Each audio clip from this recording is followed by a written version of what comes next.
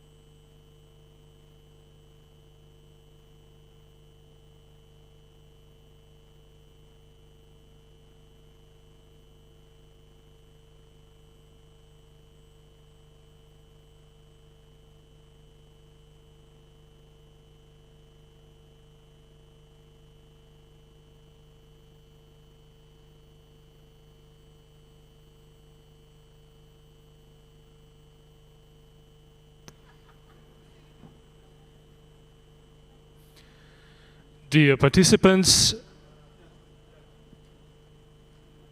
our plenary session is going to start in a minute. Please make sure that your mobile devices are fully muted.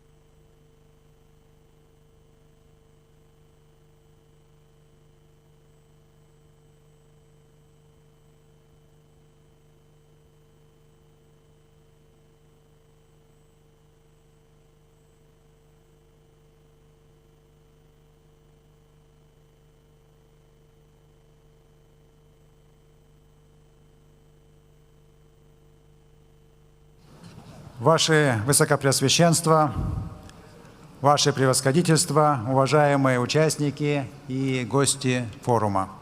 Мы продолжаем работу нашего съезда. До обеда была очень насыщенная программа, и мы услышали много содержательных выступлений.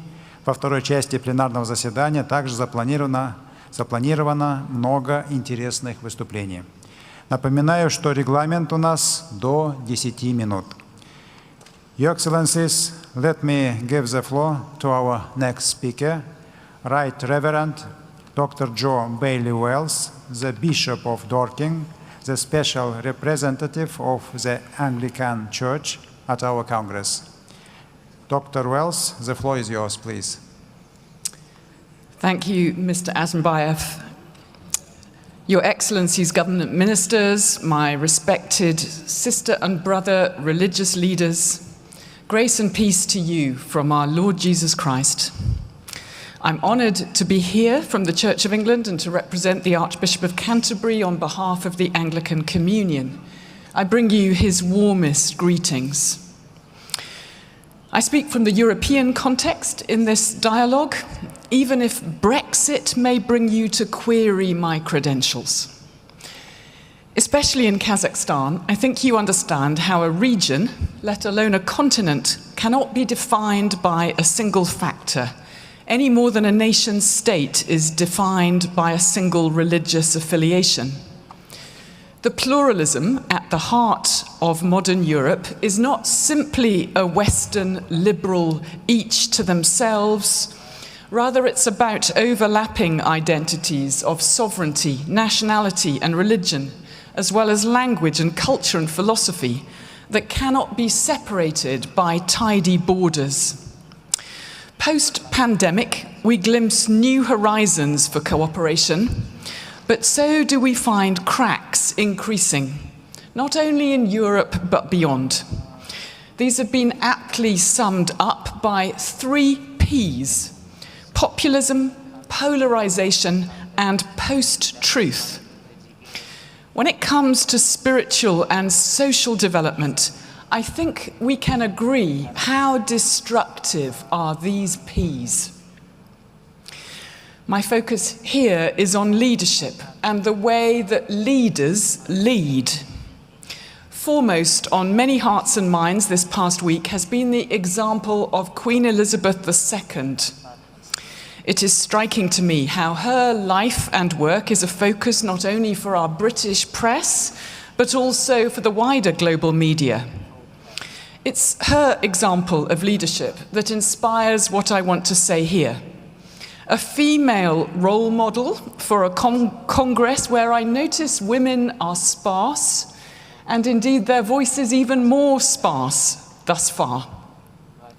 But what I want to say is not about being female, just as it does not require any crown. It is about all of us working in such a way that we put those Ps back in their pod and build for the big P that matters, for peace in our world. First, I would note how a deep commitment to one faith does not require a narrowing of interest or a closing of doors to people of other faiths. Such a leader knows how to protect and promote the space for any faith, for other faiths and even no faith. In the UK, our Queen, as a deep disciple of Jesus Christ, showed us how this is possible. There is a credibility crisis for religion in our modern world, so it is vital that religious leaders create and hold the space beyond their own interests. Supporting the freedom of religious belief is a sign of the security with which a leader carries their own convictions, not defending their own corner to the exclusion of others, but accommodating, even encouraging those with differing convictions so that all faith communities can live freely and in safety. We may not agree, but we can disagree generously and hospitably. This counters the simplistic tendency of the first P, which is to polarize. That which assumes if you're not like me, you are other and against me. And that I'm in this for my own interests, which necessarily precludes your interests. It also helps the leader to get over themselves. As someone wrote of the Queen, her private self was irrelevant to an understanding of the symbolism of her role. Second has to do with the leader's grounding, their security, the tradition within which they sit. Religious leaders are not usually those who are elected for a term of office, They have a much longer view. They stand within systems of historical succession which predate and out-narrate them. We do not necessarily have formal levers of power, but we have influence. And in the long term, that can have far more impact to shape the stories within which people live their lives. All of this equips such leaders for riding out the populist storms of the moment and eventually reshaping the climactic conditions, so long as we are willing to be patient and to pray. Think of the way in which Queen Elizabeth observed the outpouring of sympathy for a princess who was perceived to have been spurned, and without formal judgment or even comment, enabled it to contribute to the transformation and renewal of the institution of the British monarchy.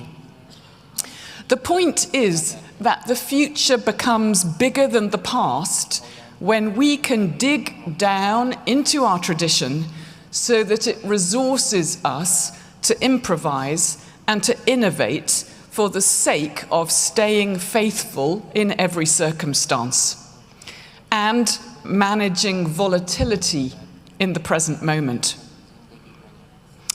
Thirdly, though I do not see them as related, the post-pandemic period seems to have delivered us a post-truth era.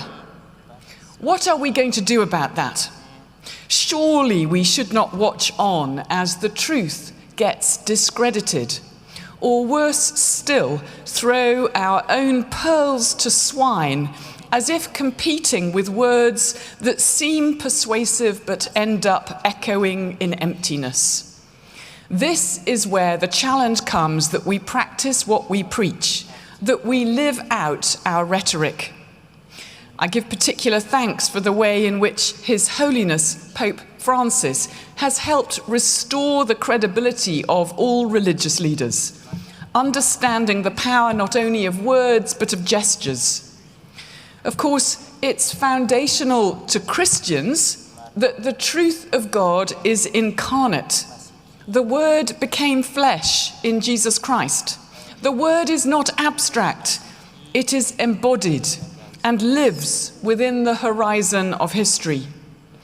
Indeed, the way Jesus demonstrated His authority was by getting down on His knees to wash feet. We too must demonstrate that practice of religion is not a series of empty words, nor a collection of ephemeral selfies that evaporate from our smartphones. It is costly, selfless service with those we do not know and may never say thank you, for the sake of the common good.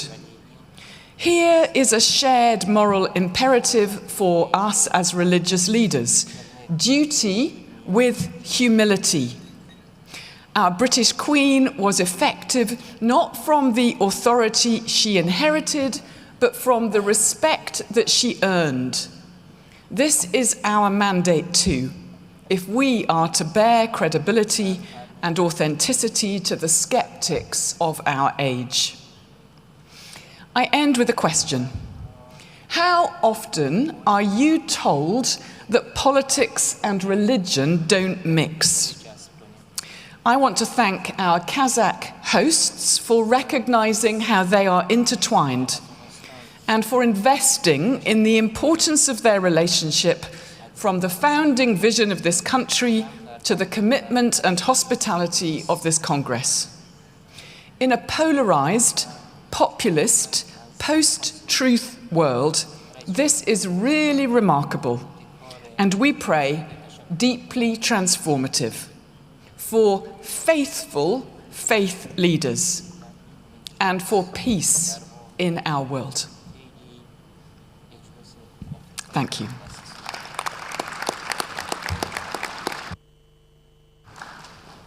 Thank you, Dr. Wells, for your interesting and meaningful presentation. We are also grateful to the Anglican Church for its continued support of the Congress. Thank you.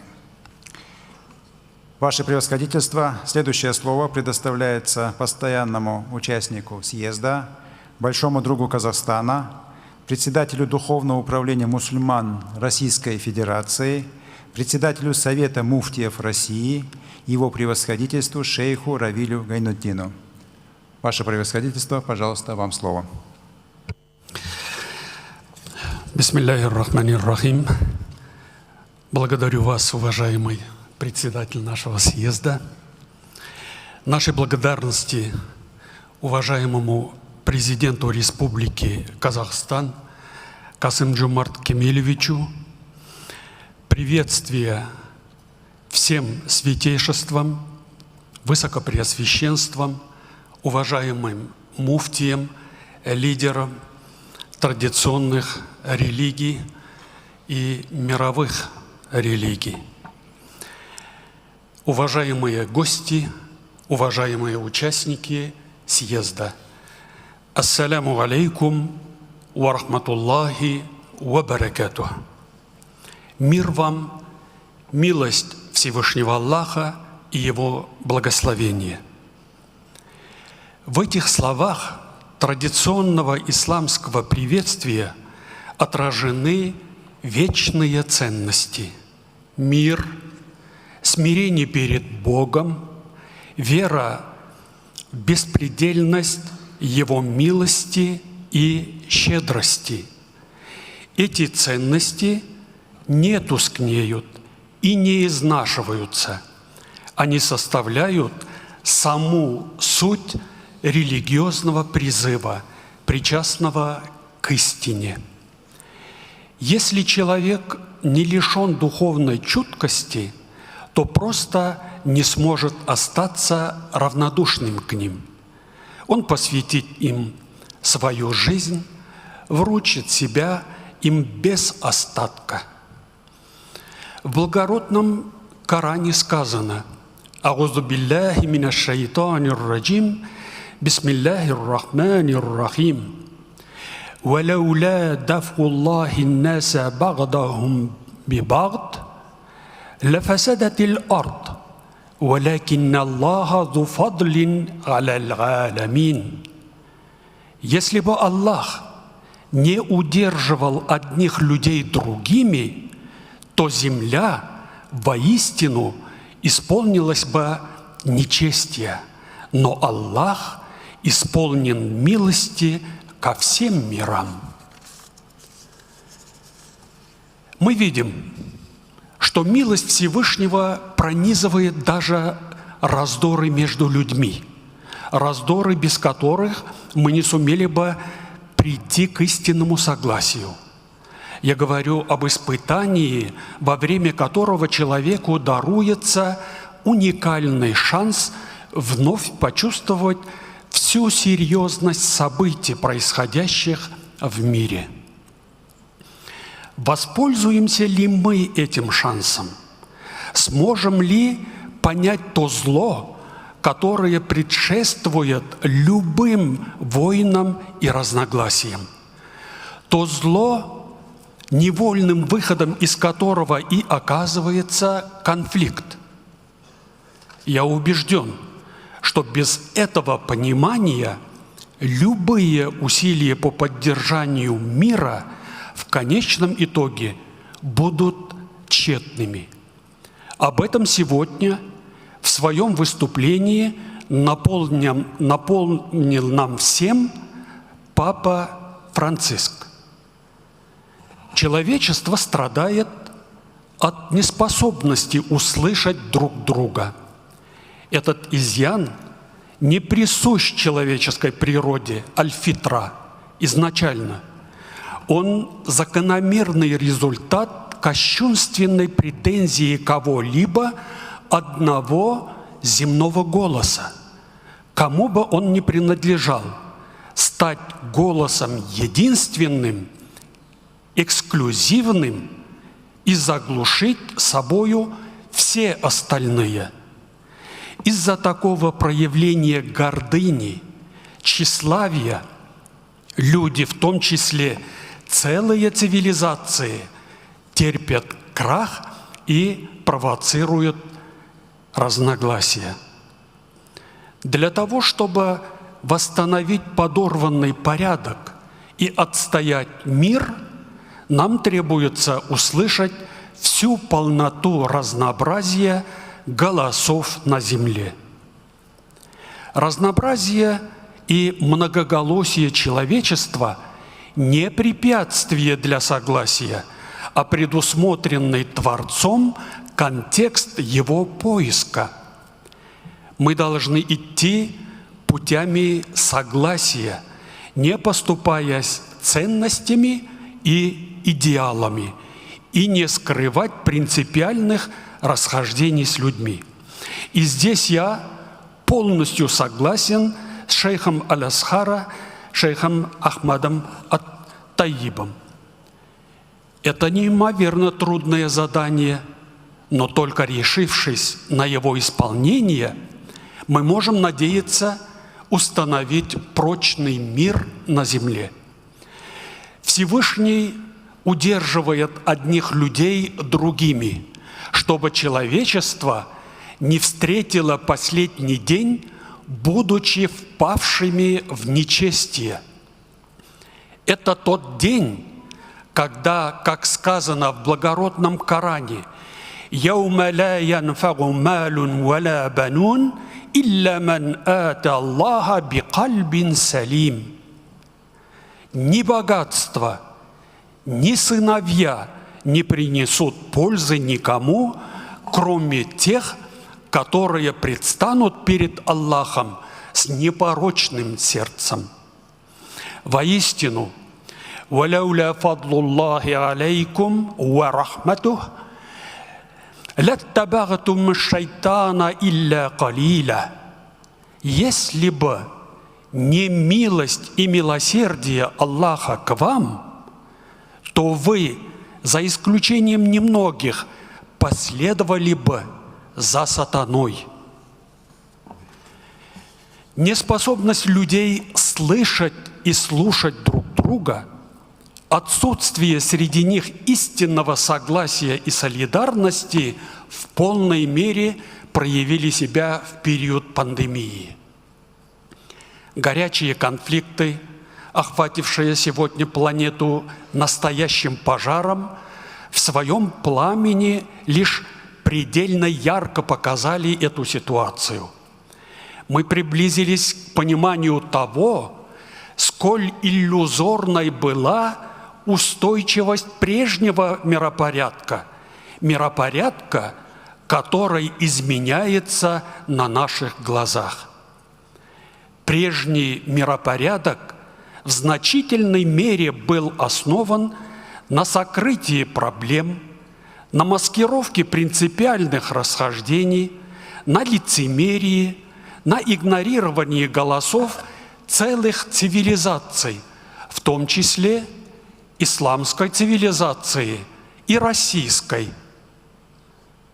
Долгое время установившийся миропорядок игнорировал само призвание человека в качестве халифа, то есть наместника на земле, верующего в Бога и ответственного перед Ним.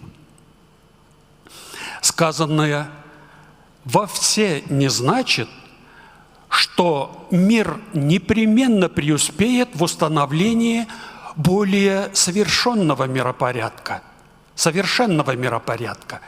Но это требует от человечества острого осознания ответственности за свою судьбу как в этом мире, так и в грядущем.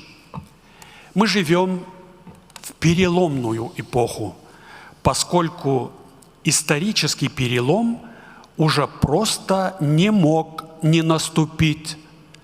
Проповеди мира, гуманности и плюрализма, к сожалению, не предотвратили текущие бесчисленные конфликты. И наивно было бы предполагать, что они могли сработать без коренного преобразования глобальной системой.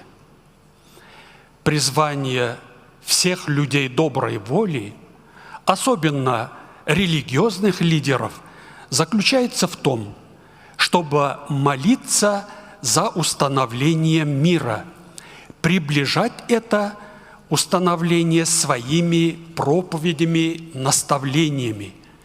Сегодня политики и правоведы находятся в поиске новых, более совершенных, взвешенных и разумных форм организации политической, общественной, экономической жизни человечества. Мы же, будучи религиозными лидерами, убеждены, что этот новый миропорядок должен строиться с опорой на универсальные ценности мировых и традиционных религий. Это ответственность человека перед Творцом и перед людьми. Приоритет общественного блага над благом частным, справедливое и разумное расходование природных богатств и материальных ресурсов – высочайшая ценность института семьи и брака в защите индивидуального благополучия человека. Необходимо молиться и напоминать людям о коренных причинах торжествующего сегодня раздора. Другими словами, никакие гуманитарные соображения, никакие эмоции не отменяют необходимости понимать, симптомом чего являются нынешние мировые проблемы. В этом понимании наш шанс на обретение истинного многоголосия и истинного согласия. Благодарю за внимание и молю Всевышнего Аллаха Табарака ва Тааля даровать нам успеха каждому, ищущему мира и согласия. Во время нашей встречи сегодня с главой католической церкви Папой Франциском мы вдвоем, подняв руки в Нур-Султане, молили Господа Всевышнего о даровании мира, милости и благоденствия человечеству и нашей земле. Мы надеемся, молитвы лидеров традиционных и мировых религий, безусловно, они будут услышаны и приняты Господом Всевышним. Вассаляму алейкум ва рахматуллахи ва баракатух. Мира вам, милости Всевышнего и Его благословения. Спасибо за внимание. Большое спасибо, Ваше Превосходительство, за теплые слова о Казахстане, за содержательное выступление и в целом за тот огромный вклад, который вы вносите в укрепление межрелигиозного согласия. Спасибо. Уважаемые участники съезда, следующее слово предоставляется генеральному секретарю Всеафриканской конференции церквей Фидону Рвезахулу в Момбеке. Ваше Преосвященство, the floor is yours.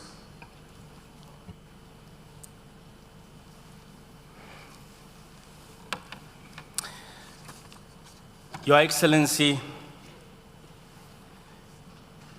Maulin Anshimbayev, I don't know if I pronounce it correctly, and through you to the President of the Republic of Kazakhstan, I'm very glad to be here.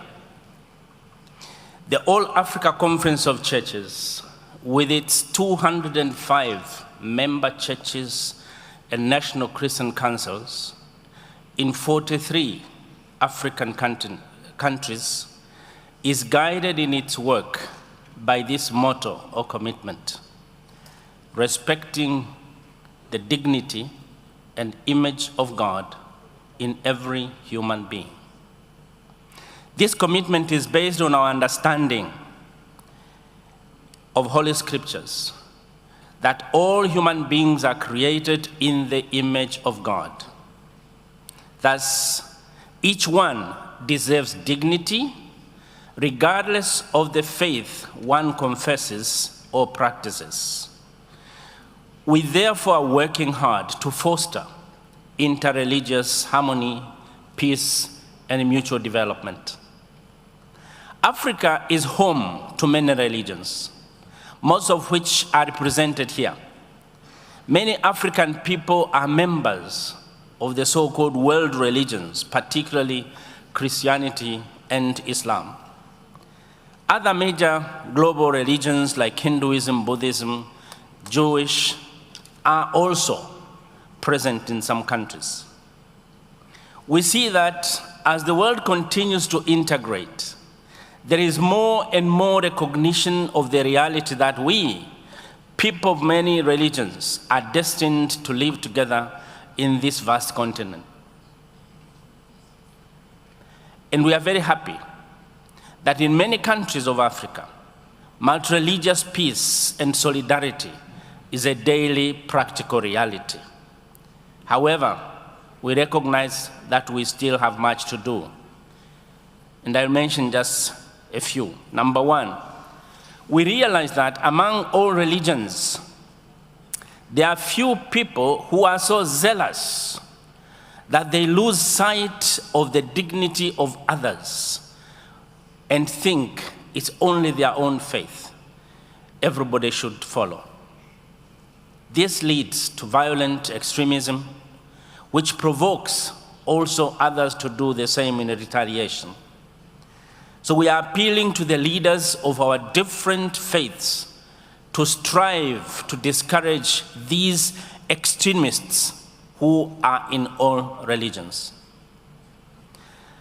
We as Christians recognize that apart from interreligious struggles, we have our own inter-Christian struggles, which in the past have even caused conflict, including in political action. We cannot work on multi-religious harmony when among our own religions, due to confessional distinctions or doctrinal differences, we do not foster unity and mutuality. We call on other religions to do the same, eradicating denominational strifes, which spill over into social and political conflicts.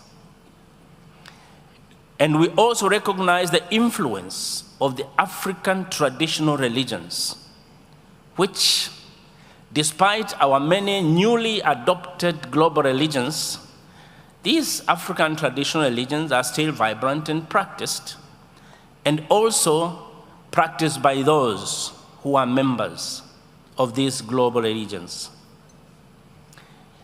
In whatever religion, we recognize that there are many things we can do together to save humanity, including responsible, active citizenship and ecumenical diaconia, which do not segregate people based on anything, including their faiths.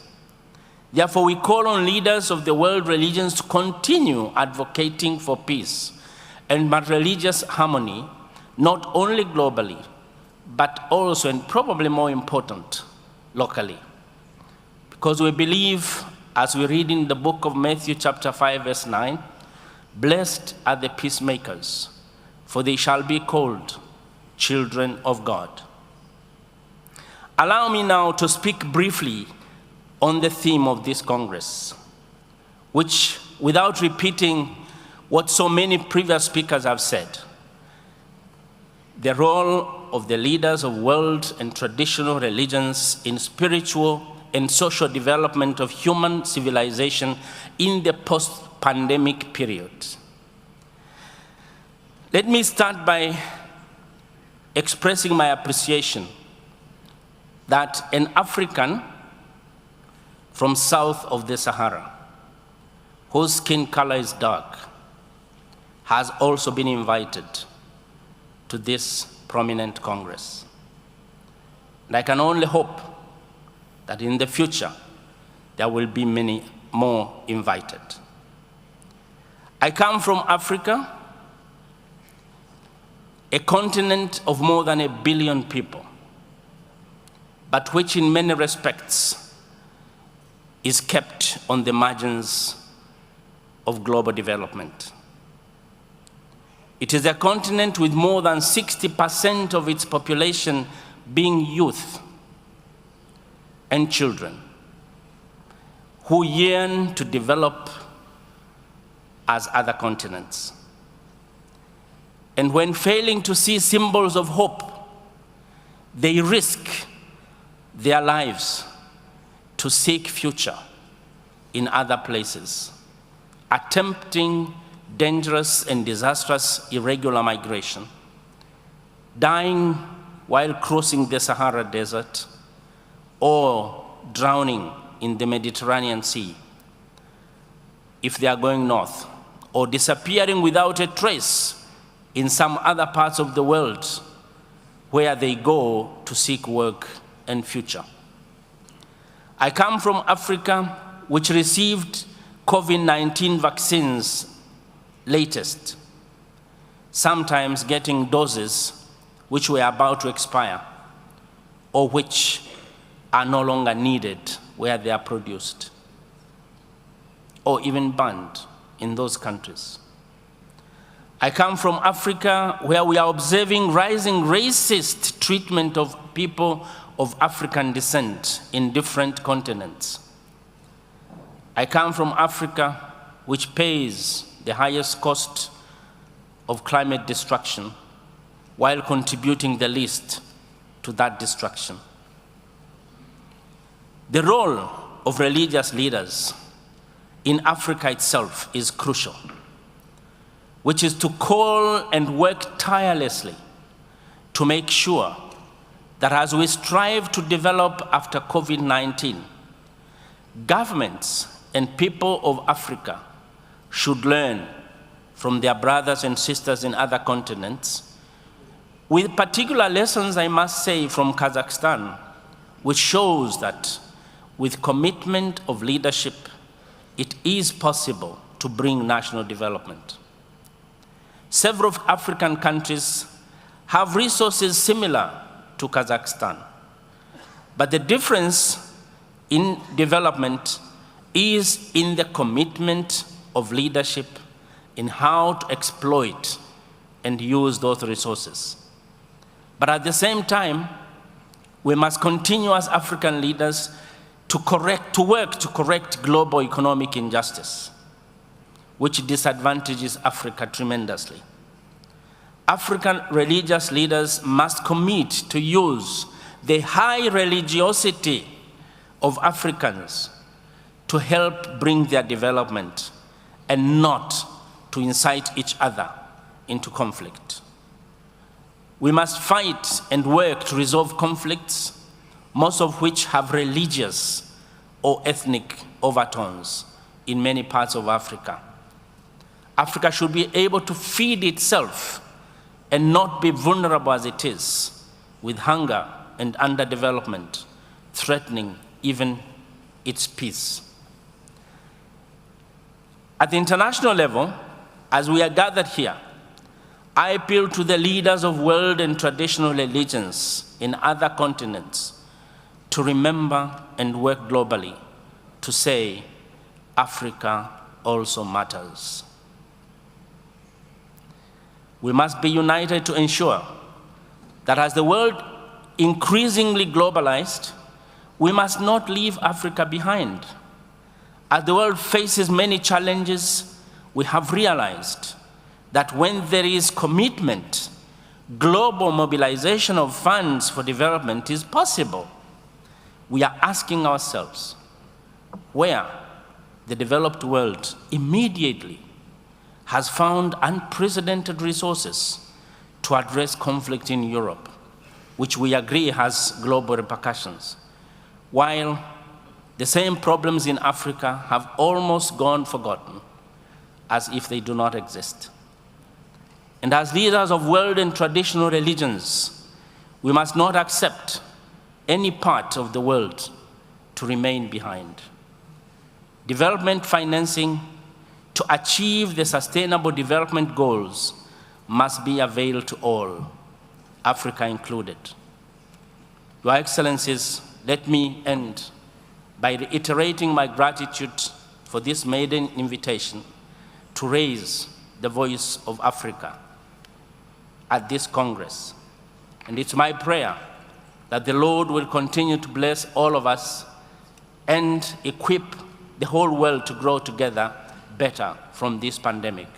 God bless us all.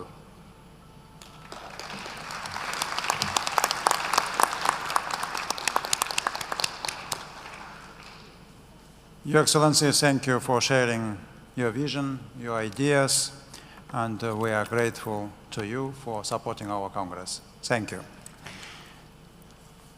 Уважаемые участники форума, хотел бы напомнить всем выступающим о регламенте. У нас предоставляется на выступление до 10 минут. У нас очень много желающих выступить после обеда, поэтому просьба соблюдать регламент. Ваше Превосходительство, следующее слово разрешите предоставить главе делегации Ирана, президенту Организации по культуре и исламским связям при президенте Исламской Республики Иран, его Превосходительству Мухаммаду Мехди Иманипуру. Пожалуйста. Бисмиллахир-рахманир-рахим. در ابتدا مایلم خوشبختی خود را از حضور در جمع رهبران بزرگ ادیان و ابراز داشته و برای این نشست آرزوی موفقیت کنم. همچنین تشکر قلبی خودم رو از دولت و ملت فهیم قزاقستان به ویژه جناب آقای رئیس جمهور قاسم جومارت توکایوف و آقای مولان آشنبایوف رئیس مجلس سنا و رئیس دبیرخانه کنگره که به حق سالهاست برای تقویت گفتگوهای دینی در جهان تلاش میکنن ابراز نمایم و از میهمان نوازی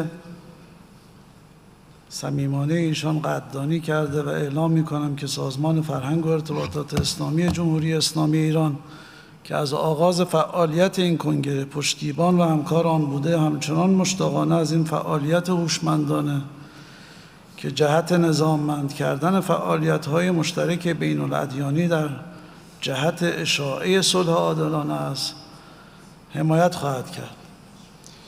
امروزه برخلاف گذشته که در سیستم جهانی دین از عوامل محوری قدرت کنار گذاشته شده بود، در میان ملت‌ها و در روابط بین الملل دوباره نقش محوری یافته است. اکنون رهبران ادیان به درستی نیاز انسان معاصر را تشخیص داده و می‌کوشند پاسخ مناسبی برای این نیازها ارائه نمایند.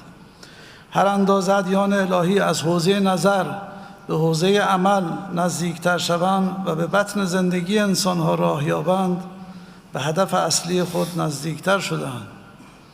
ادیان باید بتوانند در کنار معرفی و جایگزینی ارزش‌های والای الهی با ارزش‌های خود ساخته بشری کارکرد خود را در عرصه سیاست، فرهنگ، سبک زندگی و حتی اقتصاد به اثبات برسانند.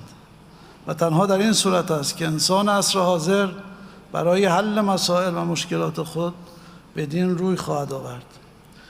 در همین راستا جمهوری اسلامی ایران به عنوان کشوری که با نظام اسلامی خود همواره خواهان صلح، دوستی، عدالت‌خواهی، مقابله با کج‌اندیشی‌های دینی و افراطگری و خشونت میباشد، بیش از 3 دهه است که در حوزه گفتگوی دینی فعال بوده و جهت ایجاد زمینه‌های فهم و همکاری مشترک رهبران و پیروان ادیان مختلف کوشیده است و در این راه تاکنون گام‌های مؤثری برداشته است. حضار گرامی، عالی جنابان، نیاز بشر امروز به دین و ارزش‌های الهی بیش از پیش قابل درک و لمس است و نقش رهبران ادیان در این میان بسیار اهمیت یافته است.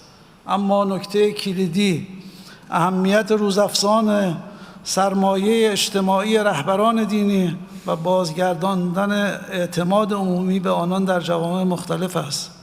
برخی بر این باورند که برای بازگشت اعتماد مردم میبایست میان دین و دیندار تفکیک قائل شویم و بگوییم که دین در ذات خود عیبی ندارد و هر عیبی که هست از دینداری ماست. اما به نظر میرسد راه درست این است که ما به عنوان رهبران دینی تلاش کنیم دعوت به دین را با عمل صالح خود ترویج کنیم و در مرحله بعد با اعلام مواضع شجاعانه و بیان حقایق بپردازیم. تنها در این صورت است که مردم به جوامع دینی و مراجع دینی و نقش سازنده آنها باور خواهند داشت. جامعه بشری از رهبران دینی نمیپذیرد که بندگان خدا از هر دین و آیینی در بخشی از جهان تحت ظلم و بی‌عدالتی و تبعیض نژادی باشند و ما در قبال آن سکوت اختیار کنیم. در کلام نورانی قرآن هنگامی که مبلغان دینی را به ابلاغ پیام الهی فرا می‌خواند، از آنها می‌خواهد که از کسی غیر از خدا نترسند. گویا می‌خواهد بفرماید در مسیر حق‌گویی و حق طلبی تهدیداتی وجود دارد که نباید به دلیل مصلحت اندیشی کاذب از بیان آن اجتناب ورزید. الذین یبلغون رسالات الله و یخشونه ولا تخشون احدا الا الله و کفی بالله حسیبا. موضوع نقش رهبران ادیان دینی و سنتی بر رشد معنوی و اجتماعی بشر در دوران پس از همهگیری کرونا مسئله بسیار مهمی است که با پرداختن به آن اهمیت و ظرفیت ادیان در بزنگاه‌های زندگی بشر بیشتر نمایان خواهد شد. حادثه کرونا یک ابتلا و آزمون عمومی برای دولت‌ها و ملت‌های دنیا بود. بحران کرونا بحران هویتی و معرفتی را نیز در پی داشت و اساساً ثابت شد همچنان معنویت و هویت دینی جایگاه ویژه‌ای برای بشر دارد. نیاز معنوی انسان‌ها در این دوره مجدداً دین را به عنوان راه حلی مناسب در عرصه‌های اجتماعی و کلان مطرح کرد. در حین و پس از همهگیری کرونا تا کنون گردهمایی‌ها و نشست‌های متعددی در خصوص نقش دین و معنویت و نقش رهبران دینی در این دوران برگزار شده است و اندیشمندان بسیاری در سطح جهان به آن پرداختند. اما کماکان مراکز آمارسازی جهان برخلاف واقعیت اصرار دارند وانمود کنند که گرایش به دین در جهان سیر نزولی دارد. از این رو پیشنهاد می‌کنم نهادی وابسته به این کنگره برای انجام مطالعات بی‌طرفانه توسط رهبران جهانی ادیان تأسیس گردد.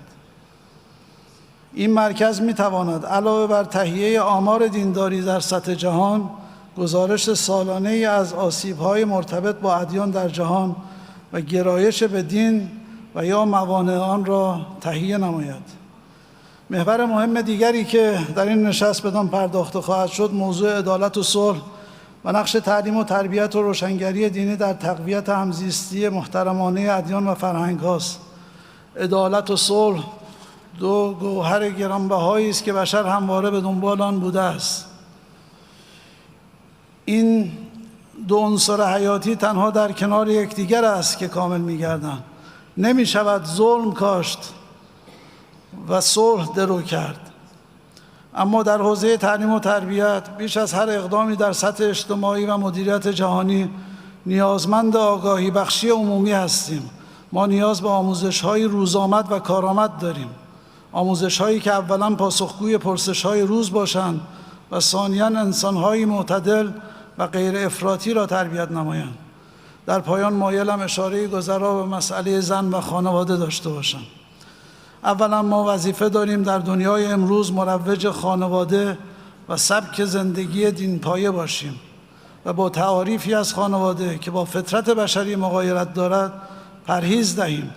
ثانیاً باید توجه داشته باشیم که نیمی از جمعیت دنیا را زنان تشکیل می‌دهند. چگونه می‌توان حقوق اصلی آنان را به شکل سالمی تأمین کنیم؟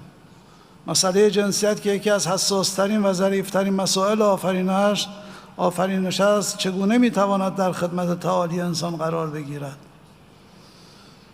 نه در خدمت انحطاط بشر و انحطاط اخلاقی. اینها مسائل مهمی هستند که رهبران ادیان باید به آن توجه نمایند. موضوعات مطرح شده در این اجلاس از مهمترین مسائل بشری است که نیاز به تفکر و بحث و بررسی دارد و یک مجموعه کار مطالعاتی و عملی را به دنبال خود خواهد آورد. در خاتمه از همه عزیزانی که زمینه برگزاری این اجلاس را فراهم آوردند قدردانی و تشکر می‌کنم و امیدوارم حاصل این گفتگوها به زودی در ساحت جهانی محسوستر گردد و سهمی هرچند کوچک در ساختن آینده زیباتر برای بشریت داشته باشد. السلام علیکم و رحمت الله.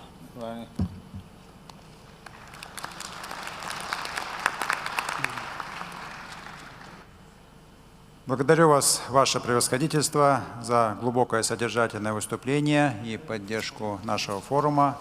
Со своей стороны мы заинтересованы и дальше активно развивать отношения с вашей организацией. Dear Congress participants and guests, now I would like to give the floor to Dr. Jayotindra Mukundrai Dawa, Director of the Ashkardam Center for Research in the Field of Social Harmony.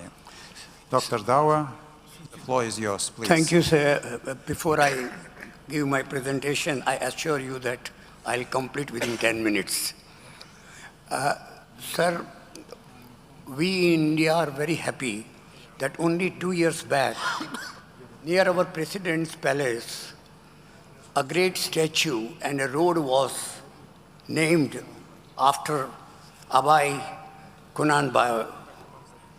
Why this is very important for not only Kazakhstan and other countries is because whatever he has said, almost 114 years ago, is so important even in day-to-day life.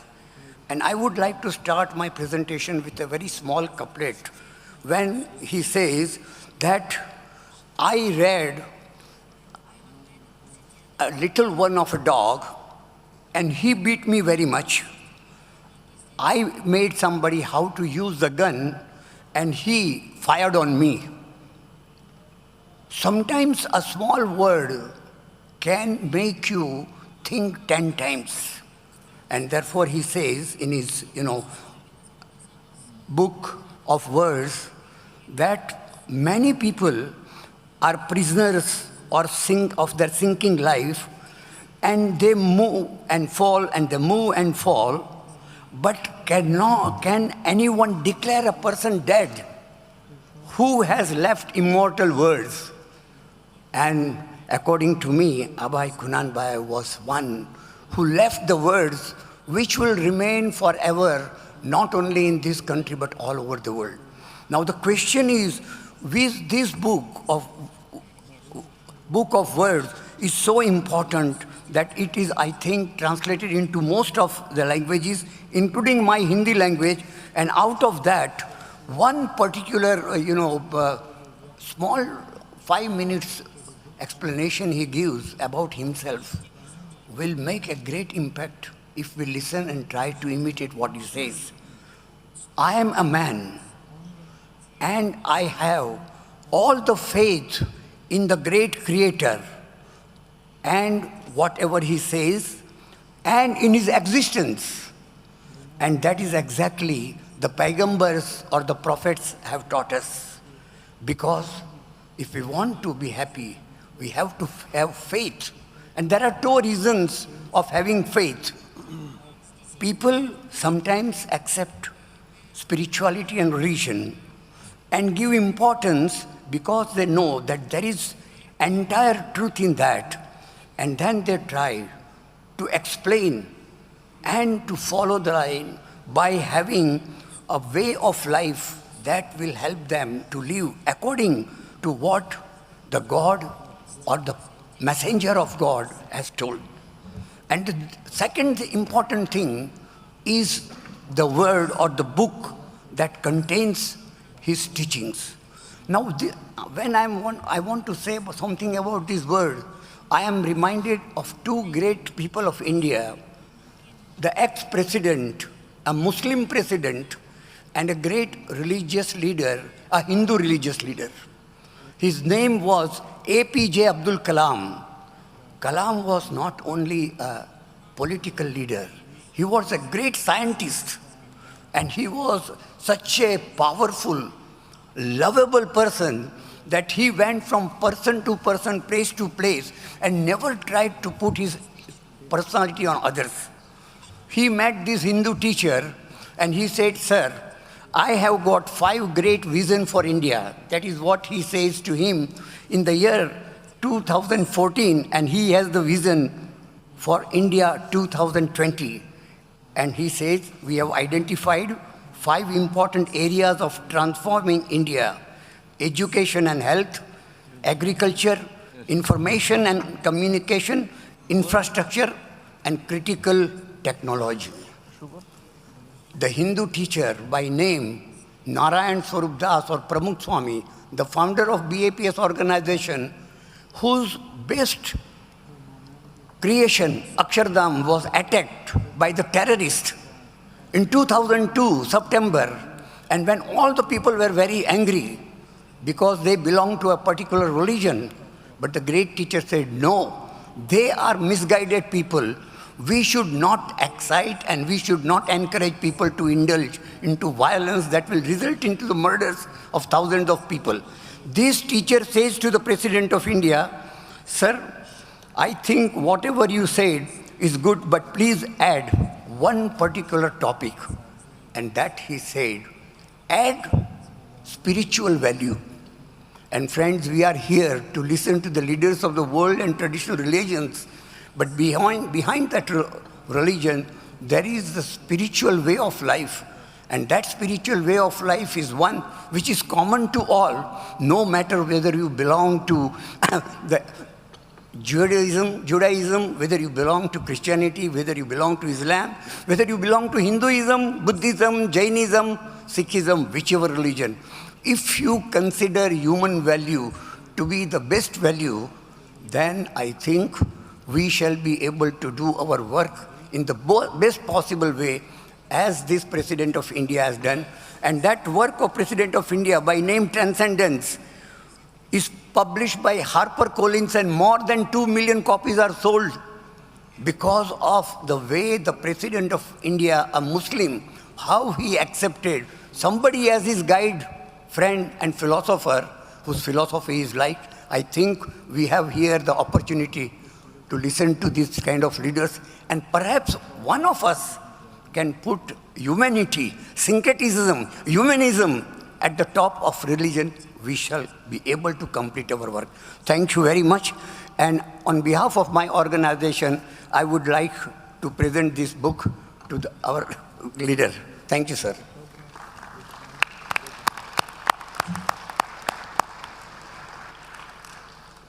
Thank you, Your Excellency, for your meaningful and excellent presentation, and thank you for your presence. Уважаемые участники съезда, следующее слово предоставляется генеральному директору Исламской организации по образованию, науке и культуре, его превосходительству Салиму бин Мухаммед аль-Малику. Ваше превосходительство, вам слово.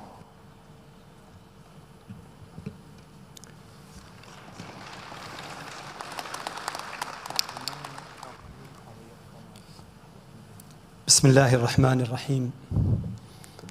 الحمد لله الذي كرم الإنسان، والصلاة والسلام على نبي الإحسان وعلى موكب الرسل والأنبياء عبر الزمان.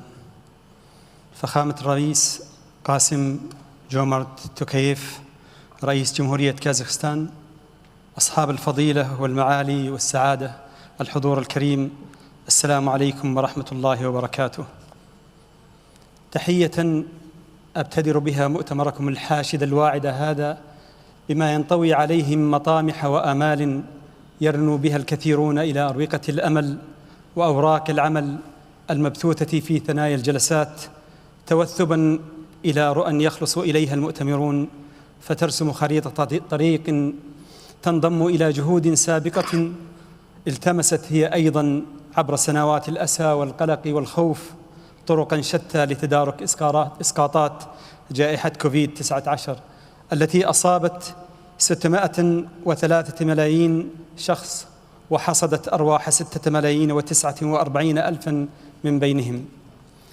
ونحن اليوم إذ نخرج من براثين الجائحة فإننا نخرج ونحن أكثر اقتناعا بضرورة التآزر الإنساني والتعاون بين الأفراد والجماعات على تباين معتقداتهم وألوانهم ولغاتهم وثقافاتهم.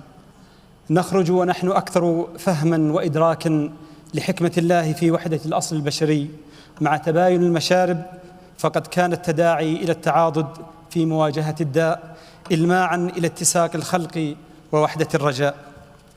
نخرج من أتون الوباء ونحن أحوج ما نكون إلى تدارك أخطائنا الكبرى، بل نحن أشد ثقة في المستقبل، نرتاد من ها هنا آفاقه ونستكشف باستعدادنا مخابئه، ونمتلك عن استحقاق مفاتيحه، ونبني بعزائمنا صروحه.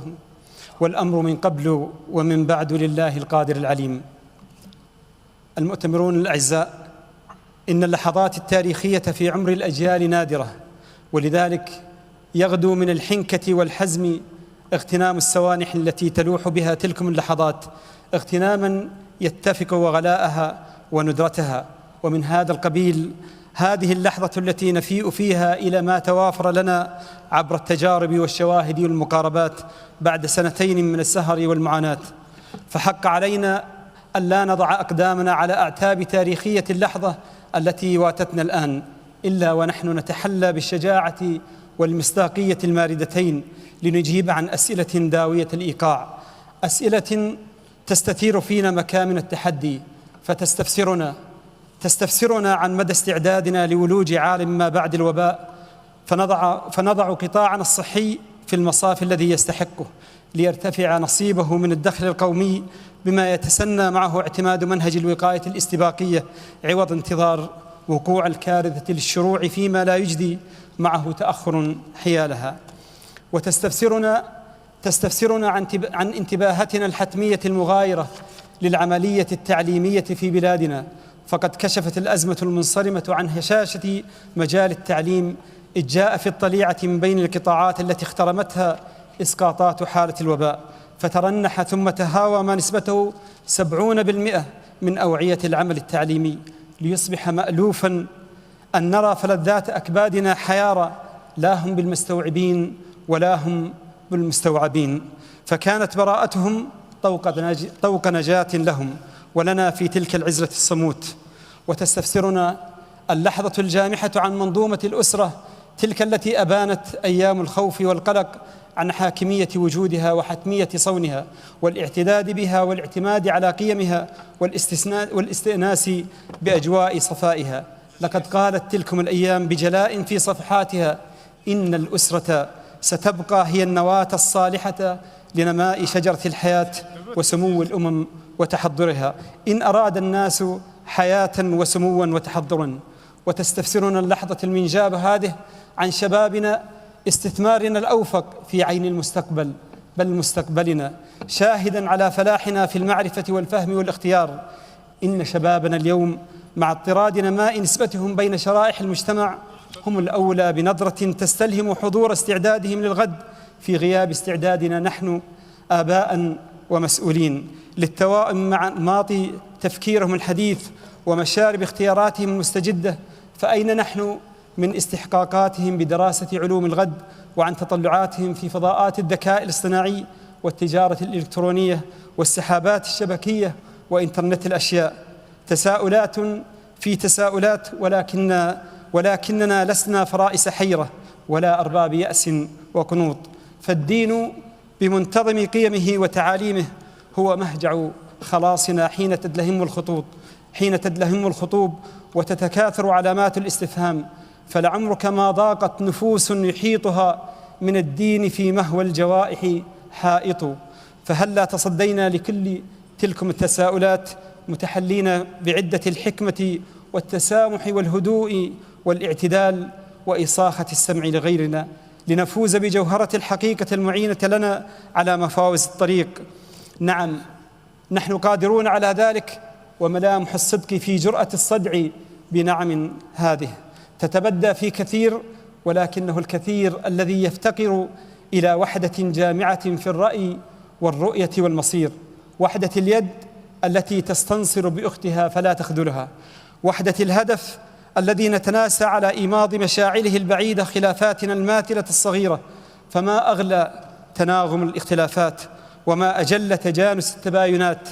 إنه المغزى الحكيم الذي استشرفته كازاخستان معتمدة على خبرتها العظيمة في إدارة التنوع الثقافي، فآثرت به أن يلتئم للتدارس في شأن الخطط المستقبلية لما بعد عهد الجائحة قادة الأديان بعالميتهم وعلمهم، كإشارة إلى الأدوار الرائعة التي بذلوها خلال تلك الظروف، وهم يستنطقون ذكاء النفوس بمبادرات استجابت إلى تطلع البشرية صوب مآثر الروح وكنوز التعاليم الدينية السمحة.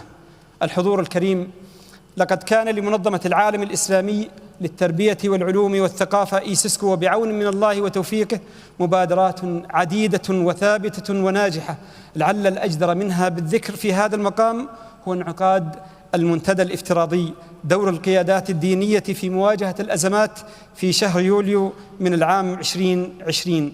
ذلكم المنتدى الذي خلص إلى اعتماد وثيقة عالمية للتضامن الإخلاقي أوقات الأزمات، تضمنت من البنود والقواعد والمقترحات ما تفخر الإيسسكو به بأنه رفع راية السبق وأثبت كيف يمكن اغتنام كل محنة لتصبح منحة. ومن هذا المنطلق فإن منظمة الإيسسكو على أهبة الاستعداد لإتاحة الوافر من تجربتها والممتد من علائقها والمتصل من برامجها ليرفد جهود منتدى نور سلطان الكبير هذا ويمضي معه إلى آخر شوط الإنجاز. الحضور الكريم، إن تصدي جمهورية كازاخستان لهذا التحدي الجسور لا يعبر عن إمكانات عظيمة تتمتع به هذه الدولة الفتية التي تخطو بثقة واتساق متسارع لتحتل موقعا دوليا رياديا هي به جديرة، لا سيما مع نجاحها في ترسيخ قيم التعايش وإدارة استحقاقات التباين ل131 عرقا، تجسيدا لوعي حضاري يستفيد من العمق الوراثي لموقع الدولة ومن الناتج المحلي البالغ 60% من إجمالي الناتج المحلي للمنطقة، مع إمكانات طبيعية وسياحية واعدة وطموحة بهذا الاستحقاق المجيد. حق لمؤتمر القيادات الدينية أن يعتز بتاريخية انعقاده هذا وبما يتطلع إلى تحقيقه من هدف عظيم يتمثل في تشكيل وجود عالمي حقيقي عام للقيادات الروحية في إدارة القضايا ذات الصلة بما بعد فترة الجائحة. إننا واثقون من قدرة هذا المؤتمر على بلوغ الغايات المبتغاة من رسم الطريق المؤدية لتحقيق ذلكم الهدف الإنساني النبيل والشجاع في آن ما تراءت تلكم الأسئلة المواثل بالتحدي فاستجبنا لها بعطاء يهدي ويفدي. شكرا لكم، شكرا لفخامة رئيس كازاخستان وللقائمين على هذا المؤتمر ولشعب كازاخستان العظيم على كرم الضيافة، وليوفق الله الجميع لكل ما يخدم البشرية على دروب الكرامة والإخاء، والسلام يحفظكم.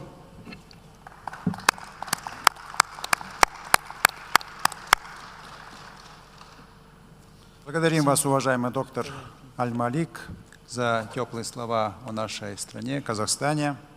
В целом, культурные связи, образование и наука являются важным фактором укрепления межцивилизационных связей, межцивилизационного сотрудничества, диалога. В этом плане большую роль играет ваша организация, успехов в реализации всех проектов, которые инициированы вашей организацией ССК. Спасибо.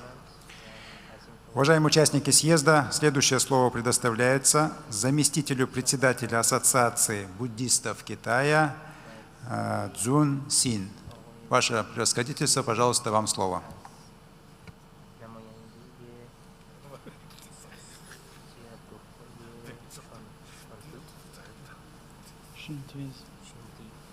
Похоже, представитель буддистов Китая вышел из зала. 尊敬的总统阁下，尊敬的议长阁下，我们世界各国的宗教领袖的代表们、女士们、先生们、朋友们，大家下午好。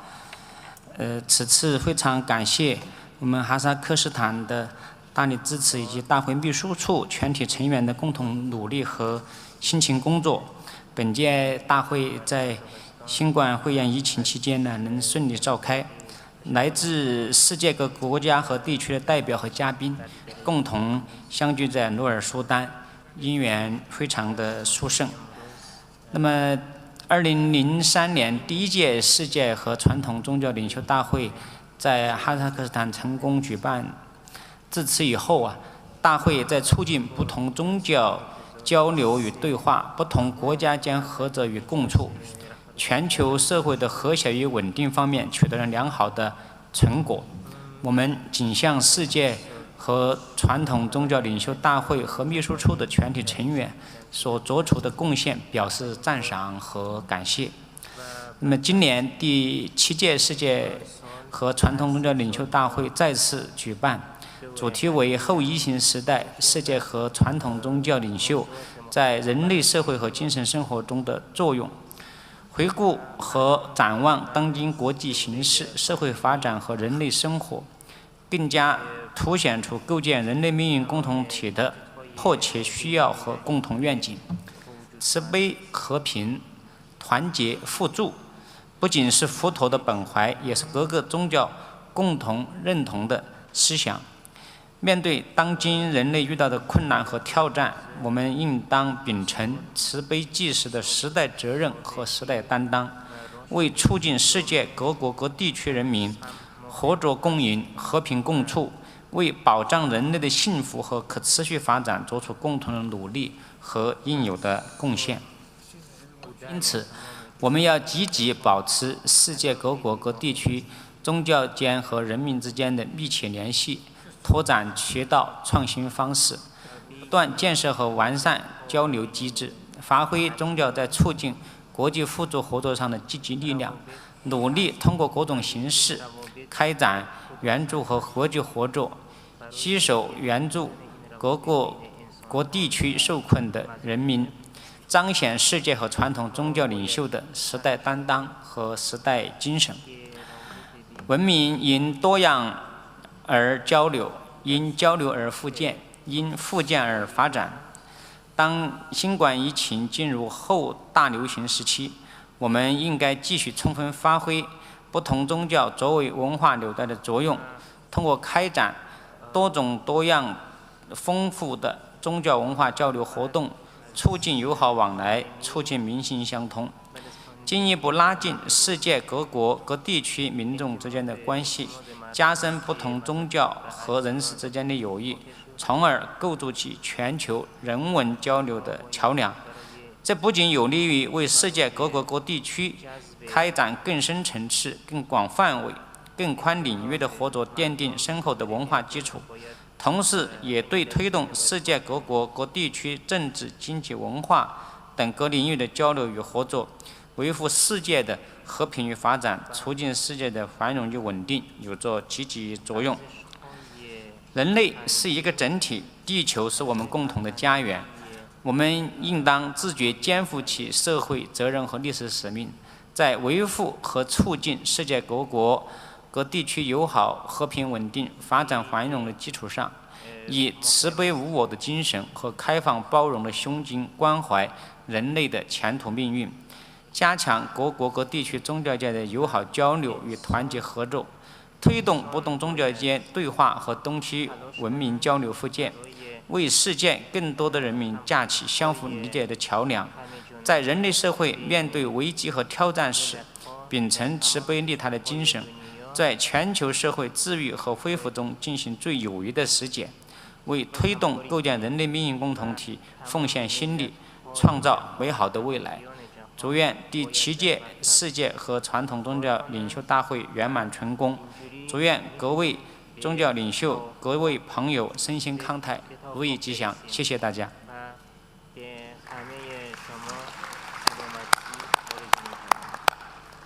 Ваше превосходительство, спасибо за содержательное выступление и за поддержку нашего Конгресса. Уважаемые участники и гости съезда, следующее слово предоставляется участнику из Японии, исполнительному директору Ассоциации синтоистских храмов Джинджа Хонче, господину Масанори Фуджи. Ваше превосходительство, вам слово. ただいまご紹介に預かりました神社本庁常務理事藤江正則と申します。まずはじめに宗教間、国家間、文明間のさまざまな課題解決について諸宗教が対話するために、世界伝統宗教指導者会議が創出されました。ヌルスルタン・ナザルバエフ初代カザフスタン大統領のご功績を称えるとともに、ここに第7回世界伝統宗教指導者会議の開催を決定され、私どもをお招きいただきました現カザフスタン大統領カシム・ジョマルト・トカエフ閣下に敬意を表し、心より感謝申し上げます。そして本日は世界各国の宗教指導者、国際機関の代表者、そして会場にお越しの皆様の前で発言をする機会をいただきましたこと、誠に光栄に存じます。ありがとうございます。さて、日本にはさまざまな宗教がありますが、その中でも最も古く、そして最も多くの日本人に信仰され、日本の歴史や文化、また日本人の伝統精神と深く結びついている宗教が神道です。私はその神道を代表する組織、神社本庁を代表して本日ここに参上いたしました。今回のテーマは、パンデミック後の人類の精神的社会的発展における世界伝統宗教指導者の役割でありますが、これは極めて時宜を得た重要なテーマだと存じます。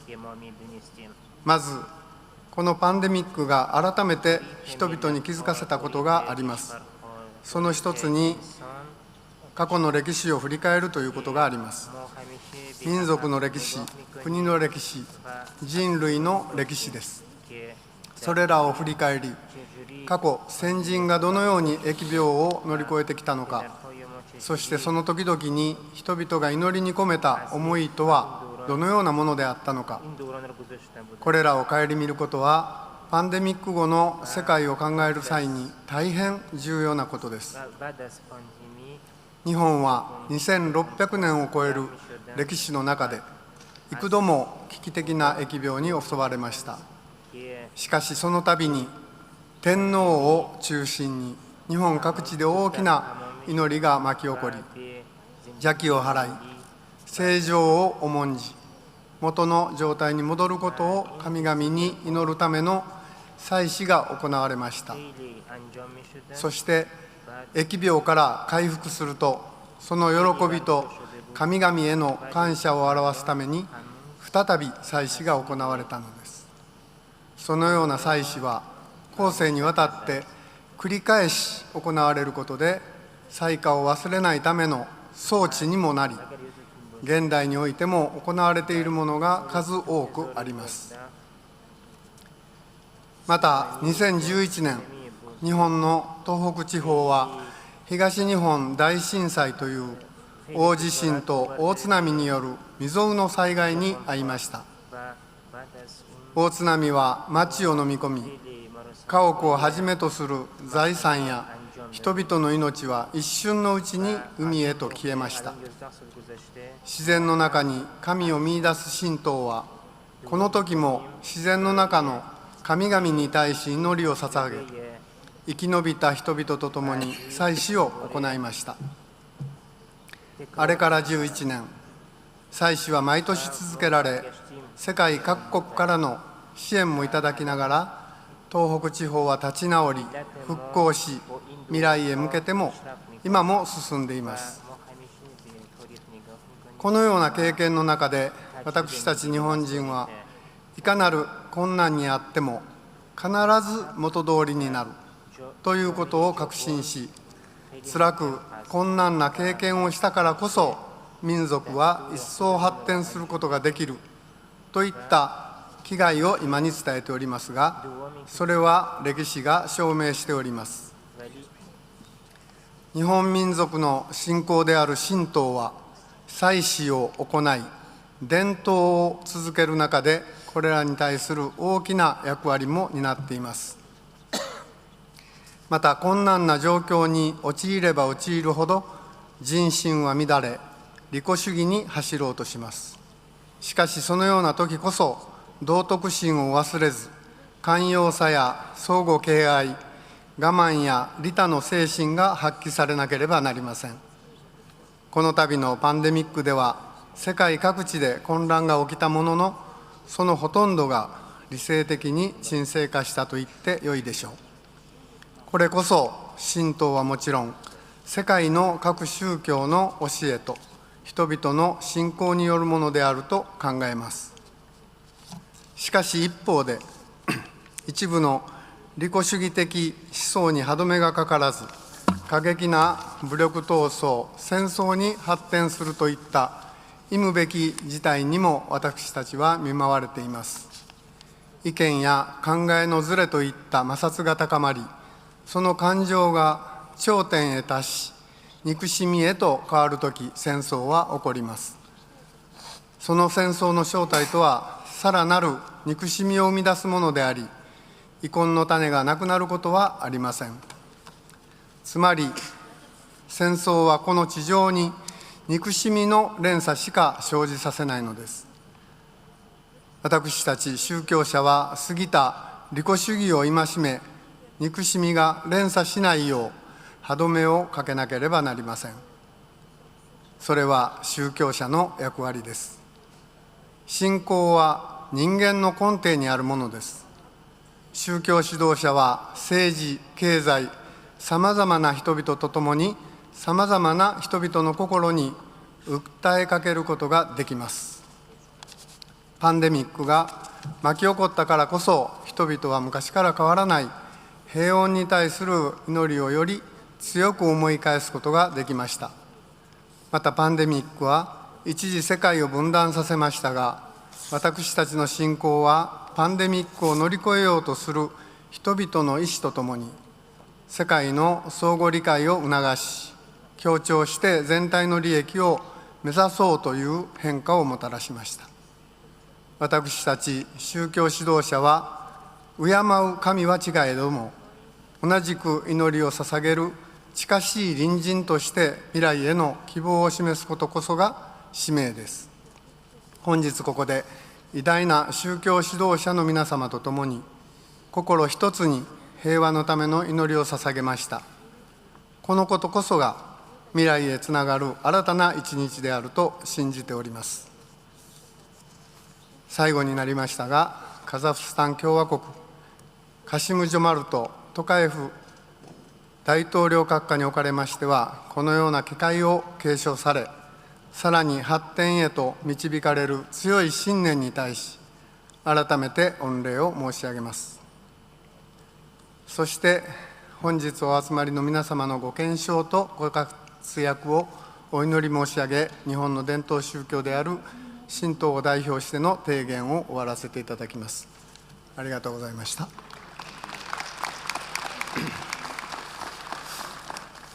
Благодарю вас, уважаемый господин Фуджи, за глубокие мысли и теплые слова в адрес Казахстана. Your Excellencies, I have the pleasure to give the floor to Professor Azza Karam, the Secretary General of Religions for Peace. Professor, you have the floor, please. Assalamu alaikum, peace be upon you all. Thank you very much, Your Excellency, for giving me the floor. And please allow me to express and add my voice to those who have already expressed the gratitude to His Excellency, the President of the Republic of Kazakhstan, Mr. Kassym-Jomart Tokayev, and to all the team who worked on this very gracious and very hospitable and very critically important and strategic meeting. I am delighted to be here, and even more delighted to have learned and listened to so many distinguished speakers who have spoken before me. I also want to give a formal apology to the interpreters because I am not going to follow the script that I shared with them earlier. So I will do my best to speak quietly, rather slowly, but there is no way that I believe we can honor what has been shared before. So what I wrote before I came here is now insignificant. Allow me simply 3 points, each of which has a question attached to it. My first point is to reference with tremendous respect and a great deal of appreciation what His Excellency President Tokayev said, and I quote, We need a new global movement for peace, which is based on ideals of humanism and enduring spiritual values. I am sure that none of us can disagree about this, and in fact, many of the speakers have already affirmed and confirmed this. The question I have is, does anybody remember the Universal Declaration of Human Rights? Because if we don't, perhaps it's a good opportunity to remember that we would not have had this Universal Declaration of Human Rights had we not had an ideal of humanism based on enduring spiritual values that are common to each and every single faith tradition. If we had not had these respective faith traditions and the common values of all of them, we would not have had human rights. I understand the political sensitivities around human rights. I understand some religious sensitivities about human rights. But I wonder, is it not, therefore, imperative at this time and age to be reminded that we do indeed have such a document? It is indeed based on enduring common values. And have we perhaps decided, either consciously or unconsciously, to simply ignore it because we have our own respective values, our own respective sacred documents? And if we have decided to ignore it, then are we not potentially ignoring that which combines all our sacred values? Shall we each uphold our own, or perhaps we should be thinking of how we can honor the efforts of those who have gone before us, the values that are still pertinent to all of us, and be able to remember them and honor them? Because so far, at the global level, there has yet to be an affirmation of the primacy and integrality of human dignity that is based on the common values to all faith traditions. There has yet to be a similar document. So before we throw the baby out with the bathwater, can we please just ponder human rights? My second point and question has to do with what has been said so reasonably and powerfully by so many speakers today. How important it is for political processes to be reminded of the crucial and unparalleled and significant and singular role that religious leaders and that faith communities play in today's world. We have been reminded that political processes must take religions into account, and indeed that this absence, when it happens, leads to conflict, sorrowness, pain, etc. And this is a very valuable reminder, no doubt. But perhaps it is also worthwhile to remember that there are several political processes which have effectively used and continue to use religion to justify some of the actions which may well be in contradiction to the values of human integrity and human rights. In other words, I'm not arguing against the absolutely essential collaboration between religions and our political processes, but I wonder whether we might think of multi-religious consciousness as a consciousness to political processes, rather than simply arguing or calling for the necessity of the religious to be equal to and integral to the political. Should we perhaps be arguing for the importance of many religions in any given country and the world coming together to serve the political spaces as the consciousness?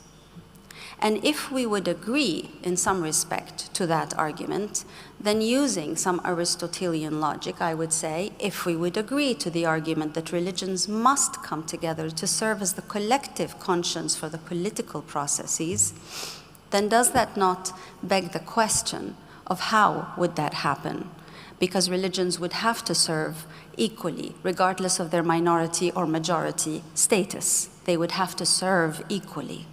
And therein would be, perhaps, the seed, the opportunity, and the mechanism to realize freedom of religion and belief. Effectively, what we are talking about is freedom of thought, conscience, and belief. But can we realize that when a majority religious institution or a majority community decides to work with a political regime, or do we realize it perhaps better when all religions come together as equals in a process that holds any and all political regimes accountable? Simply a question. Tied to this is another question. To serve as the political conscience or the consciousness of political regimes, is that the same as serving political regimes? Fully conscious of the fact that I might never be invited again to this, please allow me my third and last point. We speak about COVID. My organization, the organization I'm privileged to serve, is Religions for Peace. It's been around for 52 years, bringing together religious leaders and faith actors into inter-religious councils in over 90 countries around the world. We have something to learn, and much to learn, in fact, and something perhaps to share about the experience of working with public health disasters, such as COVID. A gentle reminder that not so long ago we were confronting HIV and AIDS. We still are, because it's not over. We still are confronting tuberculosis and malaria. Many millions are still dying from those actually preventable diseases. So what happened with COVID?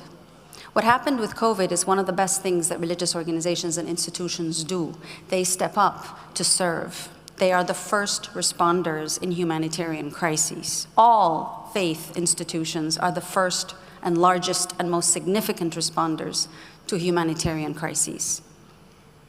We should doff our caps to each of you and to each of you who lead these religious institutions with their social service and humanitarian services, because you stepped up to the plate. You worked at 1,001%. You served and you saved lives. What was particularly interesting to note is that very few worked together. Let me repeat that. There was a 1,001% service during the humanitarian crisis called COVID, and the COVID response and the COVID vaccines. But there are very few efforts which were multi-religious in nature. The reason I say this is not simply because we have observed, but because we created a multi-religious humanitarian fund, realizing fully that every single religious community already has its extremely well-oiled, well-developed humanitarian arms. But realizing also that in order to ensure that religious communities could work together, to serve together, which is the ultimate value of, and I quote again, His Excellency the President, the ultimate means of a peace based on ideals of humanism and enduring spiritual values, we believe, is multi-religious service to all, barring none, excluding none. But we could count on our hands how many, especially of the largest, most well-endowed religious communities and organizations, we could count on our hands how many actually work together. We could count on our hands how many actually donated and invested to serve together. And interestingly enough, I'll leave the analysis to you, but interestingly enough, it was the minority religious communities who contributed to this fund. The fund is not about an organization. The fund is about the principle and a mission of investing in one another, different religions investing in each other to serve together. That's what the fund is about. The minority religions of Baha'ism and Buddhism were the only ones that contributed to this fund, to this day. And to them I show immense gratitude. The principle is not how many or how much was contributed, but quite frankly, the principle is, why are we not, especially those of us who come from larger faith communities with larger resources at our disposal, and every single faith community has plenty of resources as it's at its disposal. So much so that the United Nations system has 3 major entities which are now taking money from religious institutions. Not giving, but taking money. So if we have those resources, why are we not giving them to one another's efforts to serve all? That is my question. And I would like to move us to just one consideration. The words that are spoken here are powerful and will be powerful. The words in the declaration are beautiful and will remain beautiful. The intent to act on them together as multi-religious actors, I believe, will make the difference between war and peace. And I would ask you to consider that perhaps investing in one another's efforts may be a very simple way of responding to what our Lord, the Creator, has asked us all to do. Otherwise, we would have all been created equal and alike, and we have not been created alike, and there's a reason for that. It is because we have to get to know one another, and what better way to know one another than to serve one another, and to do so collectively, regardless of our religion, but perhaps, in fact, precisely because of our faith traditions. Thank you.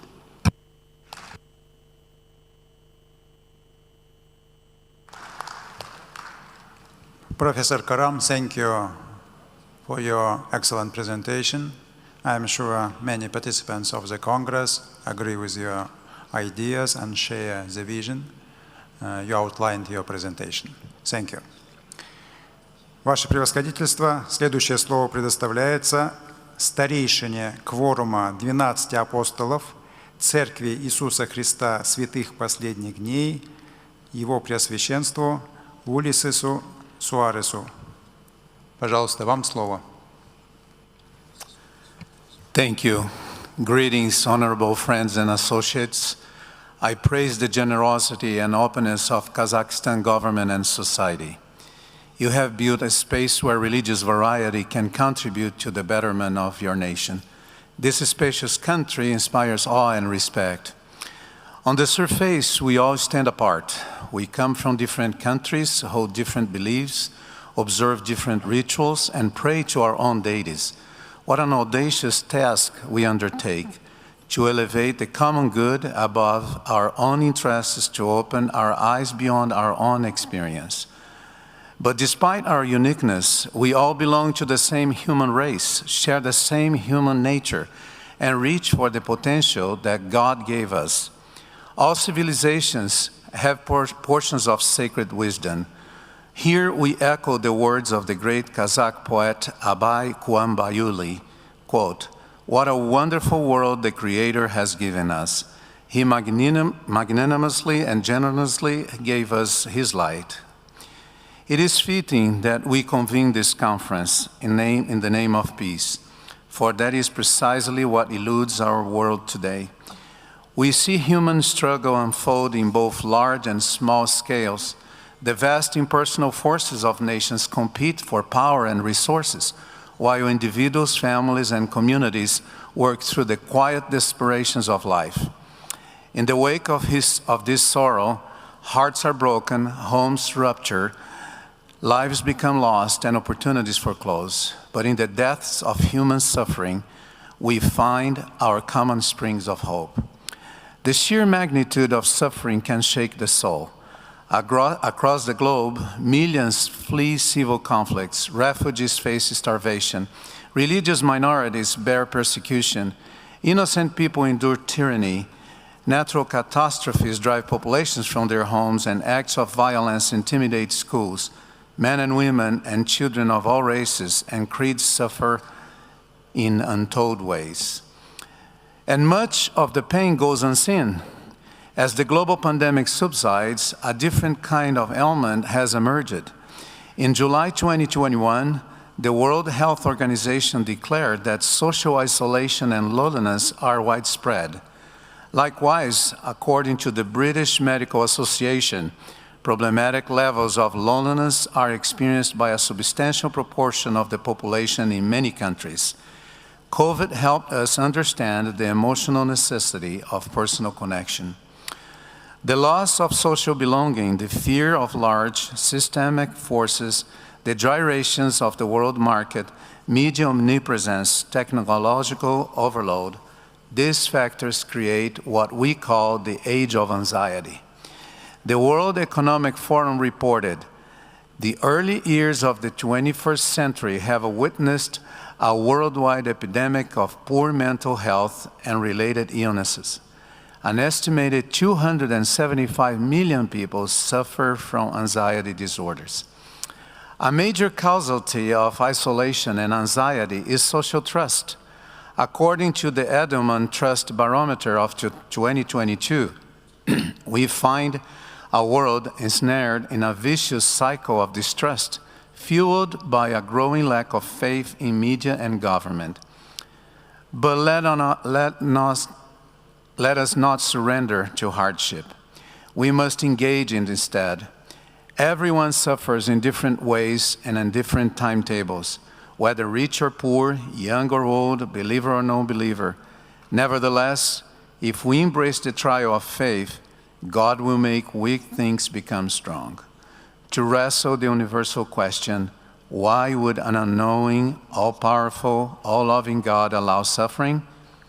Is to accept the responsibility of spiritual maturity. The final ledger of the divine economy is hidden from our view. We discover the answer not in the way we think, but in the way we live.